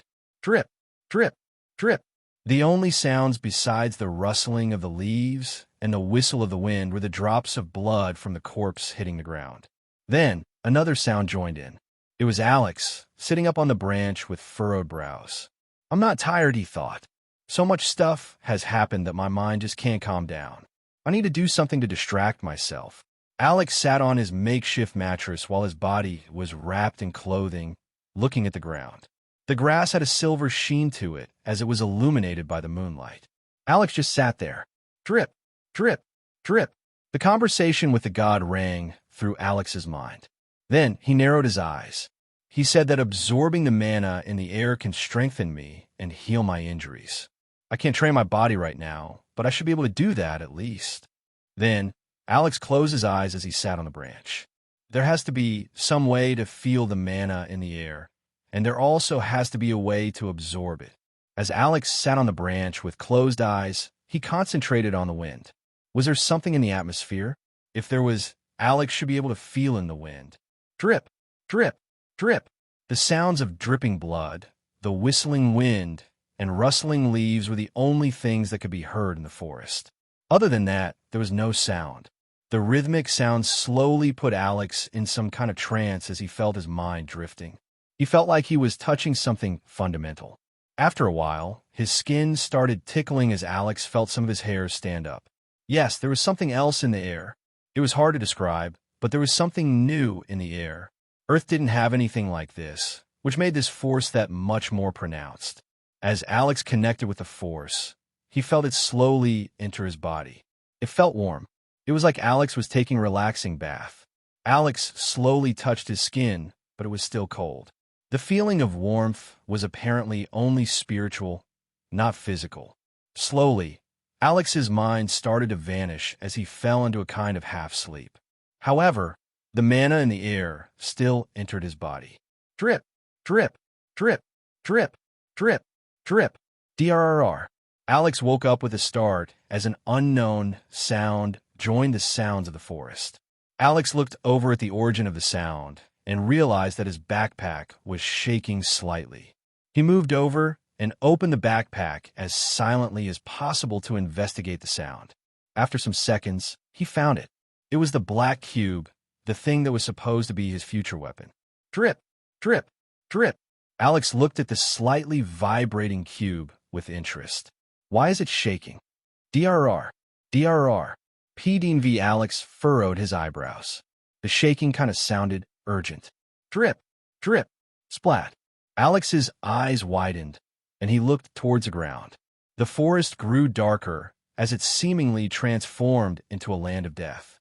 The moonlight vanished from Alex's eyes as he beheld the thing standing below the corpse of the wolf. It was a being that looked like some sort of panther. However, it had incredibly long forelegs that ended in long claws. This build made it appear more like the thing was pulling itself forward with its forelegs instead of pushing itself with its hind legs. It was black as the night, and it had white eyes. The most recent drop of blood from the wolf's corpse hadn't hit the ground, but the creature's head. All of these things were already terrifying, but there were 3 more aspects about it that were even more terrifying. One aspect was its sheer size. It was nearly 2 meters high and probably over 4 meters long. It was bigger than a tiger. Another aspect was that it had appeared down there without a sound. If it hadn't been hit by the last drop of blood, Alex wouldn't have noticed this gigantic thing below his tree. It was as silent as the night. And the last aspect was the most terrifying of all. The last aspect was that the creature was facing Alex. Looking into his eyes, time froze for Alex. He only looked into the blank, white eyes of the creature. Yes, this was a creature, not an animal. Just looking at it filled Alex with terror. This thing differed greatly from a normal animal.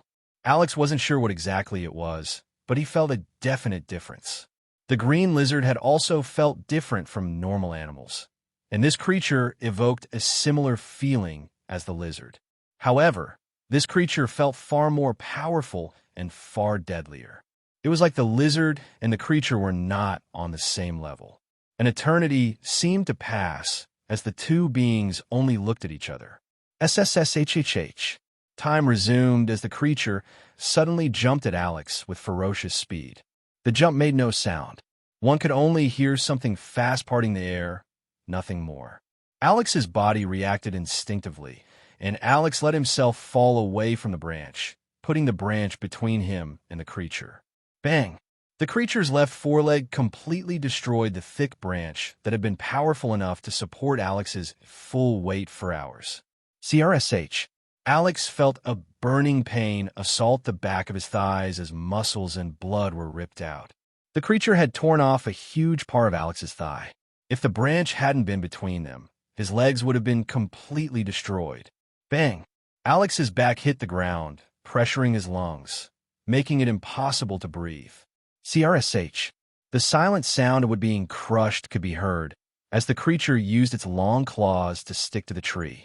Right now, Alex lay on the ground, not being able to breathe. His right thigh had a gigantic gash in it. Meanwhile, the creature stopped in the tree and looked at Alex. Then it jumped again. Alex's mind fell into chaos. For a seemingly long time, his mind couldn't conjure up any rational thoughts as he tried to find a way out of this situation. The distance between Alex and the creature reduced rapidly as the creature opened its mouth, filled with long, terrifying teeth. When Alex saw the teeth, only two thoughts appeared in his head. The first thought was, protect. PDV Alex's hands stretched towards the creature in a futile effort to defend himself. The second thought was, weapon. The image of many weapons shot through Alex's mind, but his mind subconsciously fixated on the image of a sword. The creature reached Alex and bit down. Shing! Time stopped again. Alex looked with terror at his front, right into the creature's white eyes. He was still alive? Alex quickly noticed why he was still alive. A black sword had materialized in Alex's right hand, and the black sword had impaled the creature's head. The creature was already dead. The sword had gone through its brain. The creature had already stopped its own fall before it had tried to bite Alex. Because of that, its weight hadn't pushed Alex away. Several seconds of silence passed. Alex was finally able to breathe again as his lung recovered from the fall. Alex only looked with shock at the creature, trying to come to terms with the fact that he had survived. Several seconds later, Alex pulled himself away and pulled the sword out of the creature's head. Shing! Then, Alex only looked at the sword. In Alex's desperation, his mind had subconsciously conjured a long and sharp weapon that could be used in one hand. The black cube transformed into a weapon fitting the criteria. Under the moonlight, Alex saw the weapon that would follow him for the rest of his life. The first thought that came to Alex was, long. The sword was a bit over a meter long, putting it among the longer swords. The second thought was, thin. The sword was straight as a nail and thin. Yet, it had two symmetrical edges, separating it from Eastern longswords, like katanas. In short, Alex's sword looked like a longer, straight rapier with two edges. One could also say that it looked like a thinner European longsword, but with the same width all the way through. However, its guard was nearly non-existent, comprising of just a tiny rectangle. Alex inspected his weapon as he slowly calmed down. It looks fragile, Alex thought as he furrowed his brows. Such a thin sword would break apart after only a single clash with an actual one. Alex's hand started to shake. However, it's heavy. It's even hard to just hold it in my right hand like this. Alex put the sword down, and its tip slightly cut into the earth. Under the shining moonlight, Alex continued to look at the sword. However, the more he looked at it, the better it seemed. Actually, I shouldn't impose the logic of my own world into this new world, Alex thought. The guy said that this sword can grow more powerful by absorbing or... Additionally, I'm not sure if there even exists a material in my old world that could become this heavy with only this bit of volume. Alex's narrowed eyes suddenly had a glint of excitement in them. Actually, if swordsmiths had access to such powerful materials, they might not have made all their swords that thick to begin with. It's already hard enough to wield this sword, even though it's that thin. I should test it. Then, Alex stood up. However, he failed as he sat down again. Alex had forgotten that the backside of his right thigh was ravaged. As soon as he tried to stand up, burning pain shot throughout his whole body. Under immense pain, Alex moved his body as he inspected his thigh. When Alex saw the injury, he took a deep breath through gritted teeth. The gash was massive. He could even see his own bone. I need to drink the healing potions in my bag. Alex looked up at the tree, but remembered that his branch had been completely obliterated. After looking around the area for a bit, Alex finally spotted his bag under the dim moonlight. Alex crawled over, constantly being assaulted by pain. A minute later, he arrived beside his back and rummaged through it. However, when he looked into the bag, a shiver went through his body. The bag was wet, and some red liquid was swimming in the bag. The glass bottles holding the 3 healing potions had shattered. Fuck! Alex pulled everything solid out of the bag, including the glass splinters. Then he put the bag to his mouth and tried to drink the red liquid in the bottle through his gritted teeth. He did this so that no glass splinters entered his body. It was disgusting. The dirt and dust of the bag mixed with the red liquid, nearly forcing Alex to puke. However, he forced himself through it. Pack! When he was done, Alex threw the bag to the side with disgust. SSSSHHHH. Suddenly, Alex felt a burning pain shooting throughout his body as the sound of something burning appeared. 10 seconds later, the sensation disappeared, and Alex took a deep breath. Then, Alex inspected his thigh, and his eyes widened when he saw it. The wound was gone. It was completely gone. It was like it had never been there to begin with. Alex had expected the red liquid to be some kind of healing potion, but he hadn't expected it to be this effective. Sure enough, anything that a god bestows upon someone can't be simple. Alex tried to stand up, and it went without a hitch. It was like he had never been injured. However, Alex looked at his bag one last time with regret.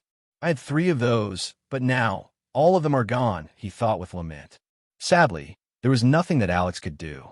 So, he gathered all his belongings, including his new sword, and climbed up the tree again. He would test out his new sword tomorrow. As soon as he got to a new branch, Alex sat down, and his eyelids started to fall. Now, Alex was truly tired. Alex threw one last glance at the massive corpse on the ground, still in disbelief that he had killed such a monster. That thing has to weigh at least 200 kilograms. No matter how hard I'll try, I'll never pull it up the tree. Sadly, this means that it has to remain on the ground. Alex readied his makeshift bed and laid down. He put his sword over his body to keep himself from turning and subsequently falling to the ground. The weight of the sword put a lot of pressure on him. Additionally, having such a sharp object near him made him nervous about moving. However, safety was more important than comfort. Surprisingly, even under such uncomfortable bedding, sleep came quickly. Alex only hoped that there wouldn't appear another surprise this night. And thus, Alex slept in the new world for the first time.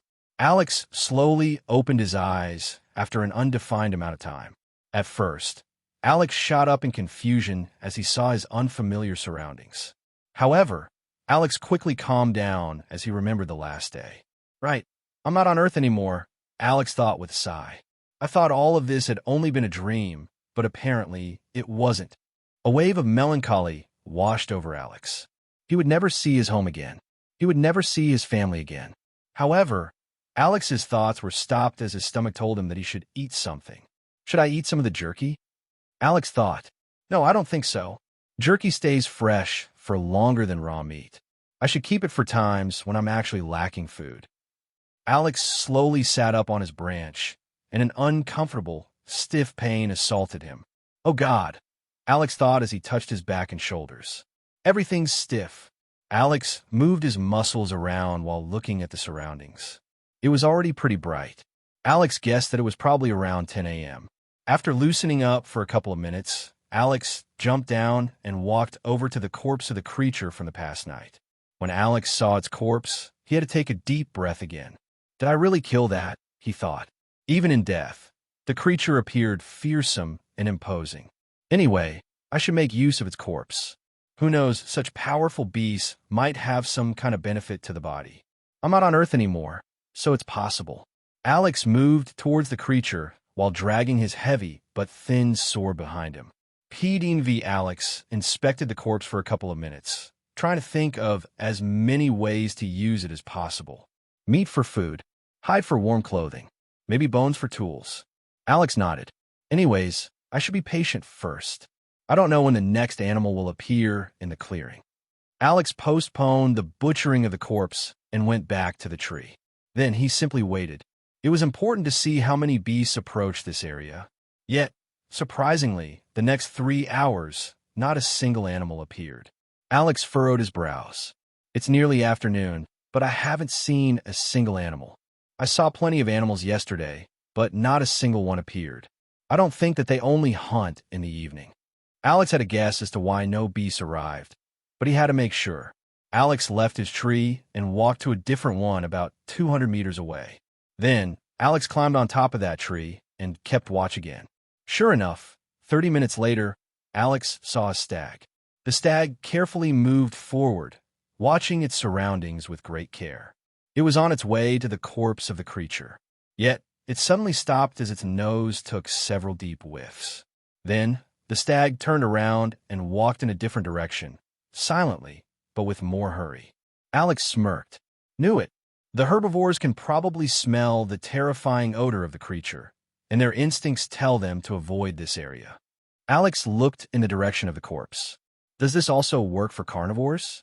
If we were on Earth, I would doubt that. A dead animal is a dead animal, but who knows, maybe it's different here. Alex decided to wait longer, and a little more than an hour later, a lone tiger appeared. Alex took a deep breath when he saw the tiger. What are tigers doing here? He thought.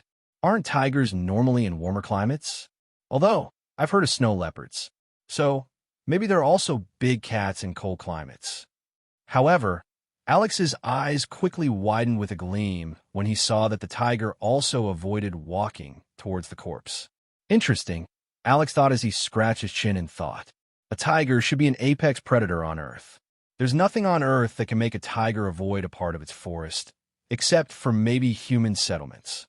Alex thought back about his encounter with the creature last night. He could understand why the tiger avoided this place. Tigers were powerful, and they could jump for several meters with some preparation. However, that thing yesterday had immediately jumped nearly 5 meters straight into the air. On top of that, the power of its forelegs had been so great that it tore apart the branch Alex had been sitting on like it had been nothing. Tigers were powerful, but not that powerful.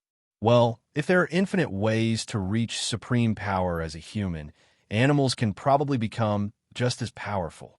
After the tiger left, Alex came down from the tree and walked back to his old location. The corpse was still there, and no other animal had arrived. This time, Alex looked at the corpse more closely.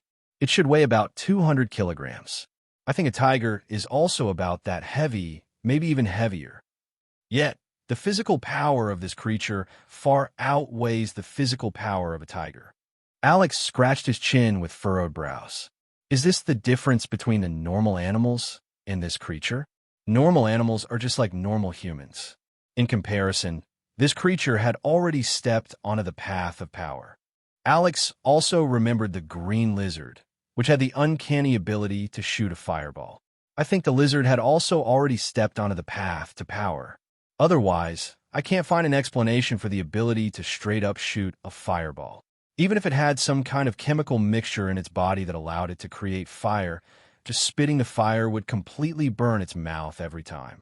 So, either the lizard's body has some kind of a logical heightened fire resistance, or it created fire a different way.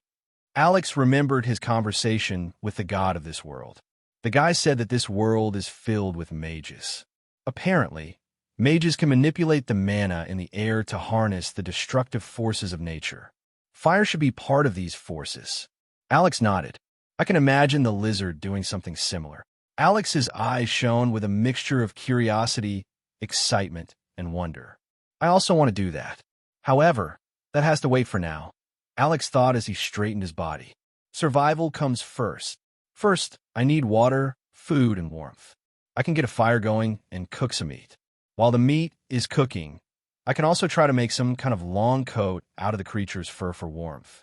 The animals are currently avoiding this area, and I should use the chance. Alex looked towards the distance. I only hope that no beast walks over here that is interested in the corpse of the creature. I only managed to kill the creature due to luck. If I meet it again, it might tear me apart. After all, yesterday it hadn't seen my sword since it hadn't actually existed yet. However, now, the creature would be able to see my sword. Avoiding it isn't probably very hard for such a creature. Alex gathered some dried twigs and some leaves. Then, he tried to start a fire. It definitely wasn't as easy as it appeared on TV, but Alex managed to get a fire going after about an hour of trying. When he saw the twigs catch fire, Alex felt so incredibly relieved. Then, Alex took out his sword and carefully cut off the gigantic pelt of the creature. It was an extremely bloody affair, and the corpse stank to high heaven. Luckily, Alex's sword was insanely sharp, making the task far easier. After that, Alex cut off several chunks of the creature's right foreleg and hung them close to the fire on some sticks. While the meat was being cooked, Alex scrapped the remaining blood and meat off his pelt. I think the difference between a hide and actual leather is drying, right? Alex thought. Alex scratched the back of his neck, uncertain if that was true.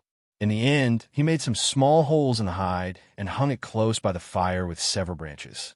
It took nearly an hour, and a lot of branches broke, but Alex managed it in the end. Alex checked on the meat and rotated it. That should still take about an hour. For a while, Alex only sat beside the fire, listening to its relaxing crackling. I could try training my body, Alex thought. However, I don't have anything to drink. I'm already quite thirsty, and training will dry me out even faster. Alex scratched his chin for a bit. Then, he went to a tree and climbed up. When he reached the crown, Alex scanned the horizon. It smells a bit like rain, and I see some dark clouds on the horizon. I don't think water will be an issue in like an hour or so.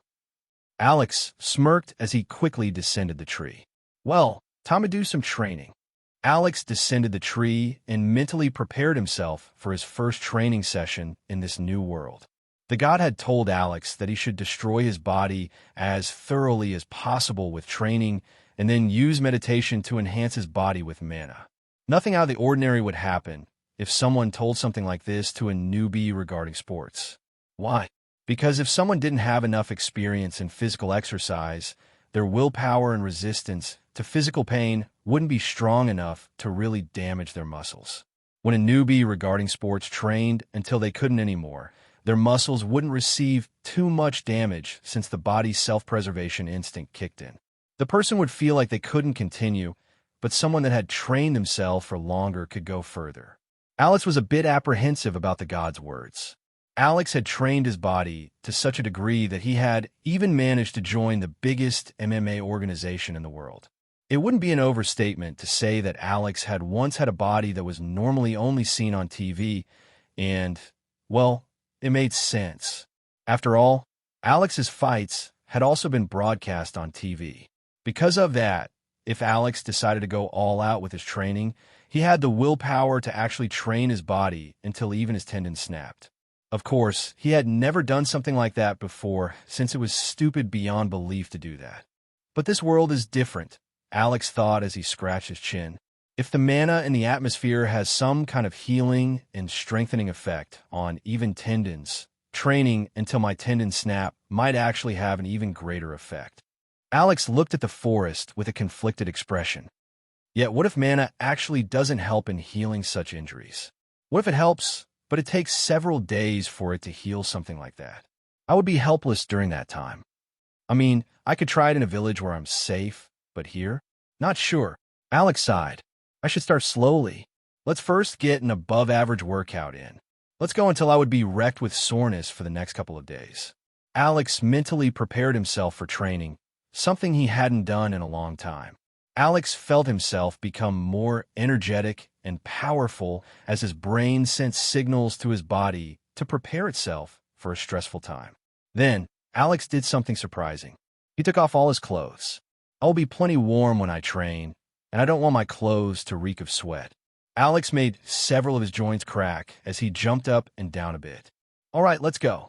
And thus, Alex's first training session began. He took about 10 minutes to warm up by running, jumping, falling to the ground, standing up, pulling himself up on branches, and doing lots of other things. Alex hadn't trained in a long time, but as soon as his training actually began, he felt like no time had passed since his last session. Usually I would only do some muscle groups, but today I'm doing all of them. Alex grabbed his sword and used it as a makeshift weight. After all, it was quite heavy.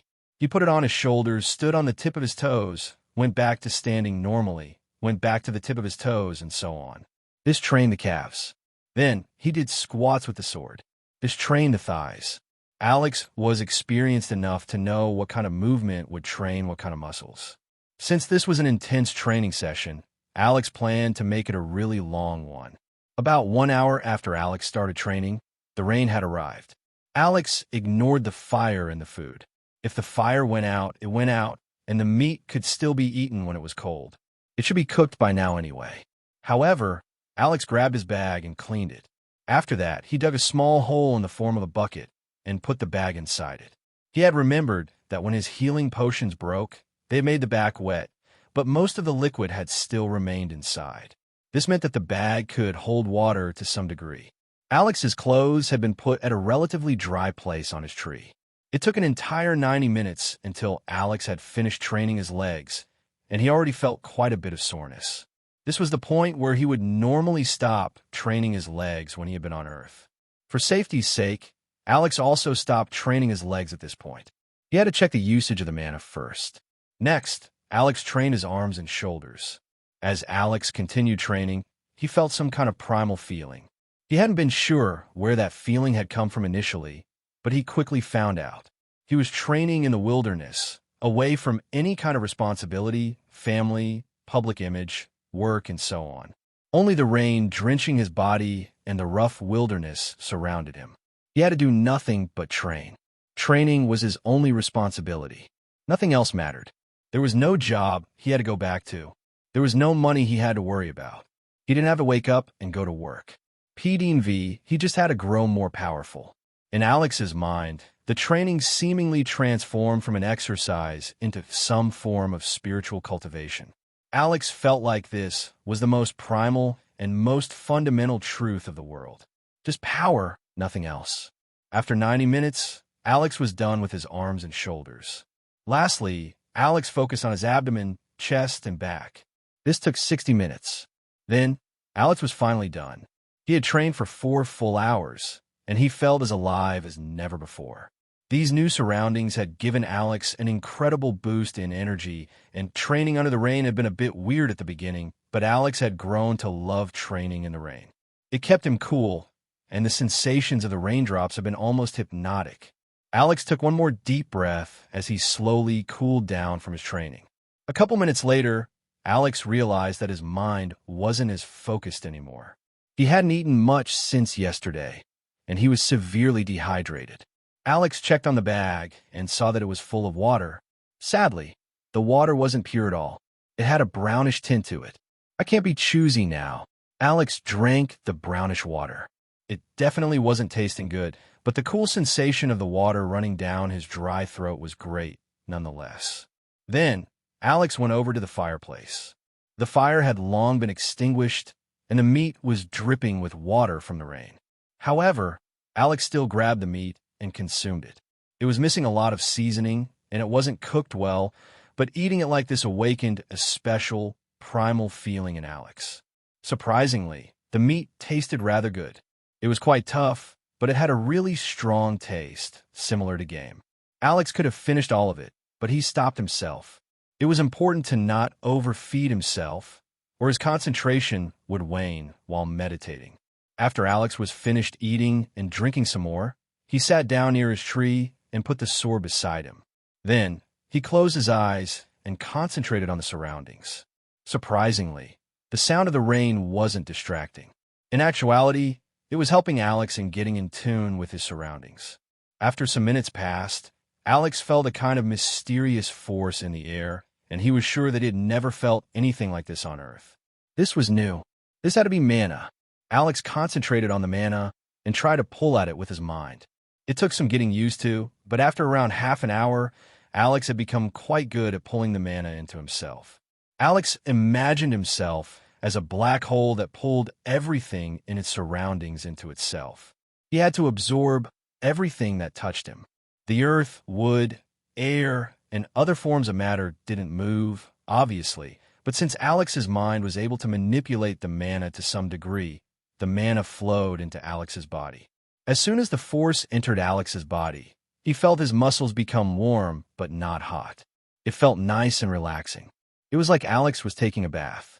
Like this, 3 more hours passed. The sun went over the horizon, and by now, night had arrived. Alex opened his eyes. He had to be careful now. Alex slowly stood up, and as soon as he did, his eyes widened. Alex looked down at his body with wonder. My muscles, they feel fine, Alex thought with shock. Alex moved his body around and did some light, basic exercises to test his body. Sure enough, he felt completely fine. It was like he hadn't just trained for 4 hours. As Alex looked at his body with shock, the realization that this world was nothing like this previous one really set in for the first time. Alex had done enough sports on Earth to know exactly how he should be feeling right now. Yet, not even the slightest feeling of weakness was present. The feeling of weakness while doing the workout comes from the built-up lactic acid, but after such a long resting period, the lactic acid has already vanished. The feeling of weakness after that comes from the small, torn muscle fibers. So, since this feeling isn't present, does it mean that my muscle fibers have already healed? Alex thought with surprise. Have I already gone through the recovery phase? Alex tried to comprehend his current situation. He was even more shocked by this revelation than when he had seen the giant hedgehog. Why? Because Alex knew exactly how insane this was. Alex remembered a gaming term from his past life. This was broken, so I can literally give my entire body several workouts each day. However, Alex's feeling of shock and exhilaration quickly vanished. Why? Because Alex's mind was going to a dangerous place. Theoretically, the more damaged the muscle, the stronger it will become. The problem on Earth is that the recovery period for such damage would be so long that it wouldn't be nearly as efficient as training normally. But here, I'm not even sure if the power increase comes from the workout or the absorbed mana. It could be that I only need to damage my muscles to make them absorb more mana. I might not need to do actual traditional training. Alex's eyes focused on his left arm, and he felt a complex mix of feelings. Anticipation, nervousness, fear, curiosity, greed. Was Alex a normal human? When living in a normal environment, sure, he could be called normal. However, if he would remain normal while being flung into a new world, the god wouldn't have chosen him to enter his world. After all, that would have been boring. The entire reason why Alex was supposed to grow powerful in a non-traditional way was entertainment. The god wanted to be entertained. So, obviously, the god wouldn't have chosen a boring person. Alex glanced at his left arm several times with a complex expression. His heart rate increased as he became more nervous. I need to try it, Alex thought with gritted teeth. With that, the decision had been made. Alex would damage the muscles in his left arm to such a degree that it would be considered an injury on Earth. This is going to hurt like hell, Alex thought with narrowed eyes. Splash! Alex left his tree and let himself fall onto the wet floor. Then he just stayed there for half a minute, motionless. After half a minute, he turned to a different spot. This weird procedure continued for nearly half an hour. Half an hour later, Alex felt incredibly cold. His teeth were chattering as the sensations of his body became numb. Alex slowly turned over, and then he violently pushed with his left arm, using all his strength. Alex had decided to lower the temperature of his body and go all out without warming up. He would train his left arm with all his power immediately. No sane person would do this on Earth. Why? Because it was way harder for muscles to stay flexible while they were cold. If the muscle fibers weren't flexible, they would tear away quicker and in greater quantity. PDV, it didn't even take a full minute for Alex's technique to show results. A burning sting of pain shot through Alex's left biceps as it violently cramped up. However, Alex was used to cramps, and he managed to continue pushing his left arm far past its limits. Just a minute later, Alex had to stop as he held his left arm in severe pain. He had probably torn a huge part of his left biceps. Yet, Alex wasn't done. A mad glint appeared in Alex's eyes as he wanted to go even further. Bang! Bang! Bang!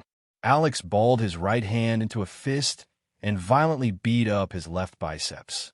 10 seconds later, Alex stopped as he only gasped for air. Alex knew exactly how long something like this would take to heal on Earth. Something like this would probably take 4 to 6 weeks to heal on Earth. I hope it doesn't take that long to heal here, because the pain is driving me crazy. Alex held his left biceps as he walked over to his tree. Then, he sat down and tried to meditate. It was far harder to enter meditation since he was in severe pain, but after an hour, he managed to connect with the mana again. Alex felt his left biceps cool down from the hot pain, and the pain also slowly receded into the background. However, the pain was still there. Alex concentrated on the mana in the air until he no longer felt the warm sensation on his left biceps. Then, he opened his eyes and moved his left arm. As Alex saw the result, another complex mix of emotions appeared in his mind. Disbelief, exhilaration, fear. Why disbelief? Because his biceps had fully healed. Why exhilaration? Because this meant that Alex could gain power at a terrifying rate. Why fear? Because this meant that Alex had to go through an insane amount of pain. Alex knew exactly what this meant. Training would transform from an enjoyable exercise into pure torture. There would be no more fun in training. Training would be full of pain, nothing else. Alex knew that he could still continue training normally. Like this, he would still enjoy the process while growing more powerful. Yet, Alex also knew that this choice wasn't really a choice. Now that Alex had been in this world for over a day, an urge had appeared inside of him. Alex had seen several creatures that could kill him easily. Alex didn't want to die. Additionally, the god had said that Alex could reach insane amounts of power. On Earth, physical power was useful for staying healthy and earning money. But here, everything revolved around it. Intelligence wasn't the most important thing. Connections weren't the most important thing. Money wasn't the most important thing. Influence wasn't the most important thing. Power was. Alex had seen the god's power when he had summoned the previous mage emperor and when he had changed the very reality in his hall. It didn't matter how many people attacked him. It didn't matter what weapons everyone used. In front of this god, all of these things became useless. Alex knew that there was a possibility that he could become just as powerful as the god. What would that mean? Freedom, power, everything that he wanted. Nothing in the entire world would be able to stop him. He could do whatever he wanted without any repercussions and without any worries. Today, Alex had truly awakened his undying thirst for power. He had to become powerful. Nothing was more important than power. Nothing. After stealing his resolve, Alex climbed up his tree. After he reached a height of a couple of meters, Alex gritted his teeth. Then he jumped down. As long as his bones didn't break, everything would be fine. Bang! It has been 3 days since Alex had started training his body, and he had made quite a lot of progress. The masochistic training had been hard to handle in the beginning, but Alex slowly got used to it after literally jumping over his shadow multiple times. After the first couple of jumps, Alex didn't want to feel any more pain. It was just too much. However, after he saw a visible improvement in his strength, he forced himself to continue.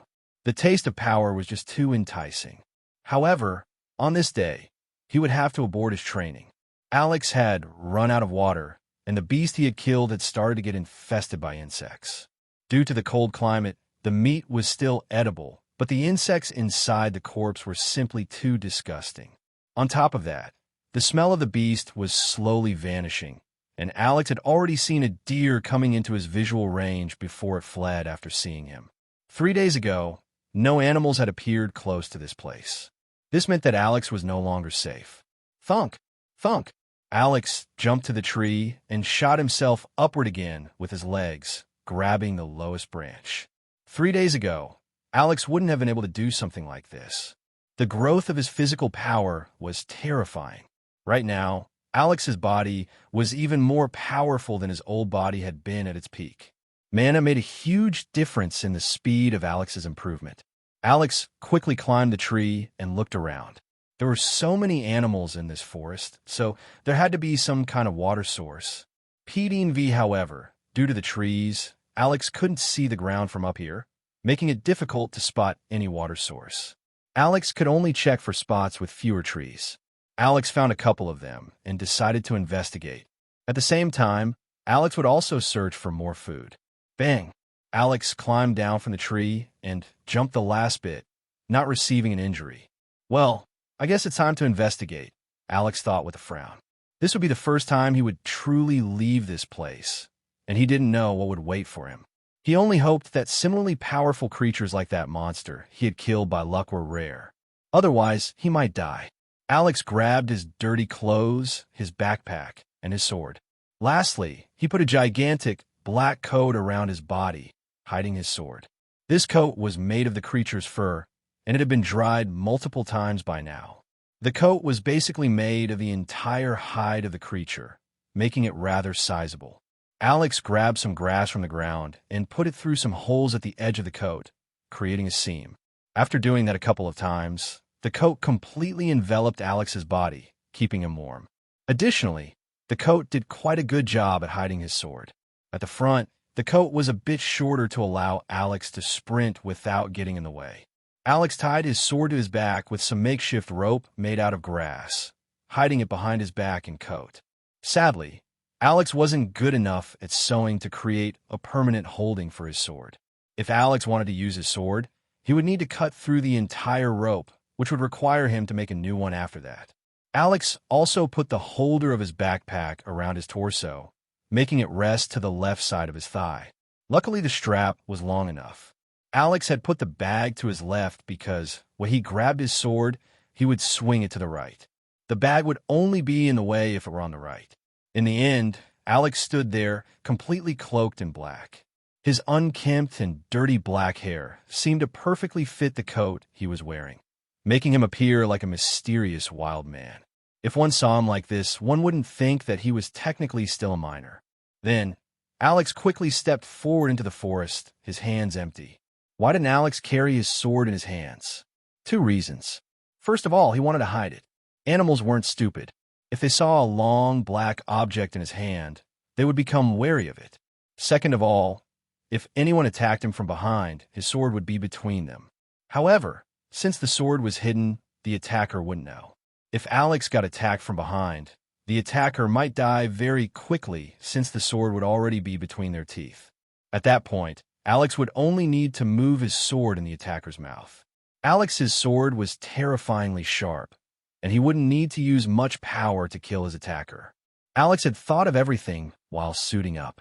He had to be careful in this forest. Alex jogged out of his area with quite some speed. Why? Because if he walked slowly, an ambusher would have more time to plan their ambush. Sure, Alex might be able to get by without being noticed if he walked slower, but an ambush would be that more devastating. Alex didn't bet on not being ambushed. Alex didn't see any other animals after silently jogging for nearly 10 minutes. However, he found some food. Chestnuts. Alex quickly stopped as he saw the chestnut tree and climbed it. For the next 30 minutes, Alex gathered chestnuts and ate a ton of them. Hope that's not the poisonous kind, Alex thought as he crunched down. It definitely didn't taste good. However, they at least tasted edible as far as he could tell. Well, worst case scenario, I just get a case of the runs, he thought. Grunt, grunt. Alex heard some grunting and looked at the origin of the sound. Some meters away from the tree was a sizable hog. It wasn't as big as the other one Alex saw, but it was still quite a bit heavier than a wolf. When Alex saw the hog, his eyes narrowed. I didn't attack the last hog since I didn't have a good weapon, but things have changed now, he thought. The hog was eyeing the tree warily. It had seen and heard Alex since he hadn't been very stealthy. However, it didn't leave. This was its chestnut tree, and it had munched on the chestnuts quite a bit. Alex looked quite a bit bigger than he actually was, thanks to his black coat, which intimidated the hog a bit. Seeing a big black creature in a tree was quite terrifying. The black creature, Alex, slowly and silently moved around the branches on the tree with practiced ease, vanishing as he moved upwards. Crack, crack. A lot of the chestnuts got shaken off by his movement, dropping to the floor. Then, some branches behind the chestnut tree moved. After that, some more rustling could be heard, but even further away. Had the creature left? The hog was uncertain. After some minutes of hesitating, the hog moved around the tree from a distance, trying to find the black creature. After several minutes of searching for the creature, the hog quickly took one of the chestnuts and retreated again. It quickly ate the chestnut and looked at its surroundings. This process repeated a couple of times until the hog was finally no longer nervous. The creature had left. SSSH. Some silent rustling was heard from the tree above the hog, and it looked upward. Alex was falling down, his sword in both of his hands. His right hand held the handle, while his left hand held the edge of the sword. Alex already knew that his sword couldn't injure himself for some reason. This meant that he could grab the sword like a staff. Alex fell down on the hog's neck like a guillotine. Bang! The sword was so insanely sharp that it cut through the entire neck of the fat hog with ease, creating the sound of an explosion as it hit the ground below the hog. The hog had died in an instant. Alex was sprayed with blood as his abdomen hit the severed head of the hog. Alex grimaced in disgust as he saw all the blood.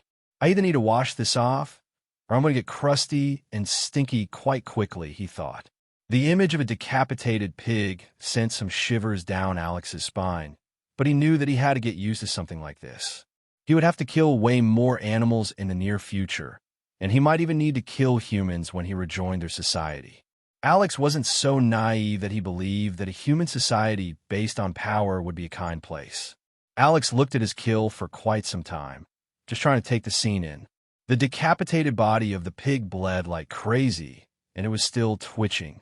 Meanwhile, the empty eyes of the decapitated pig head seemingly looked at Alex, asking him why he had killed it.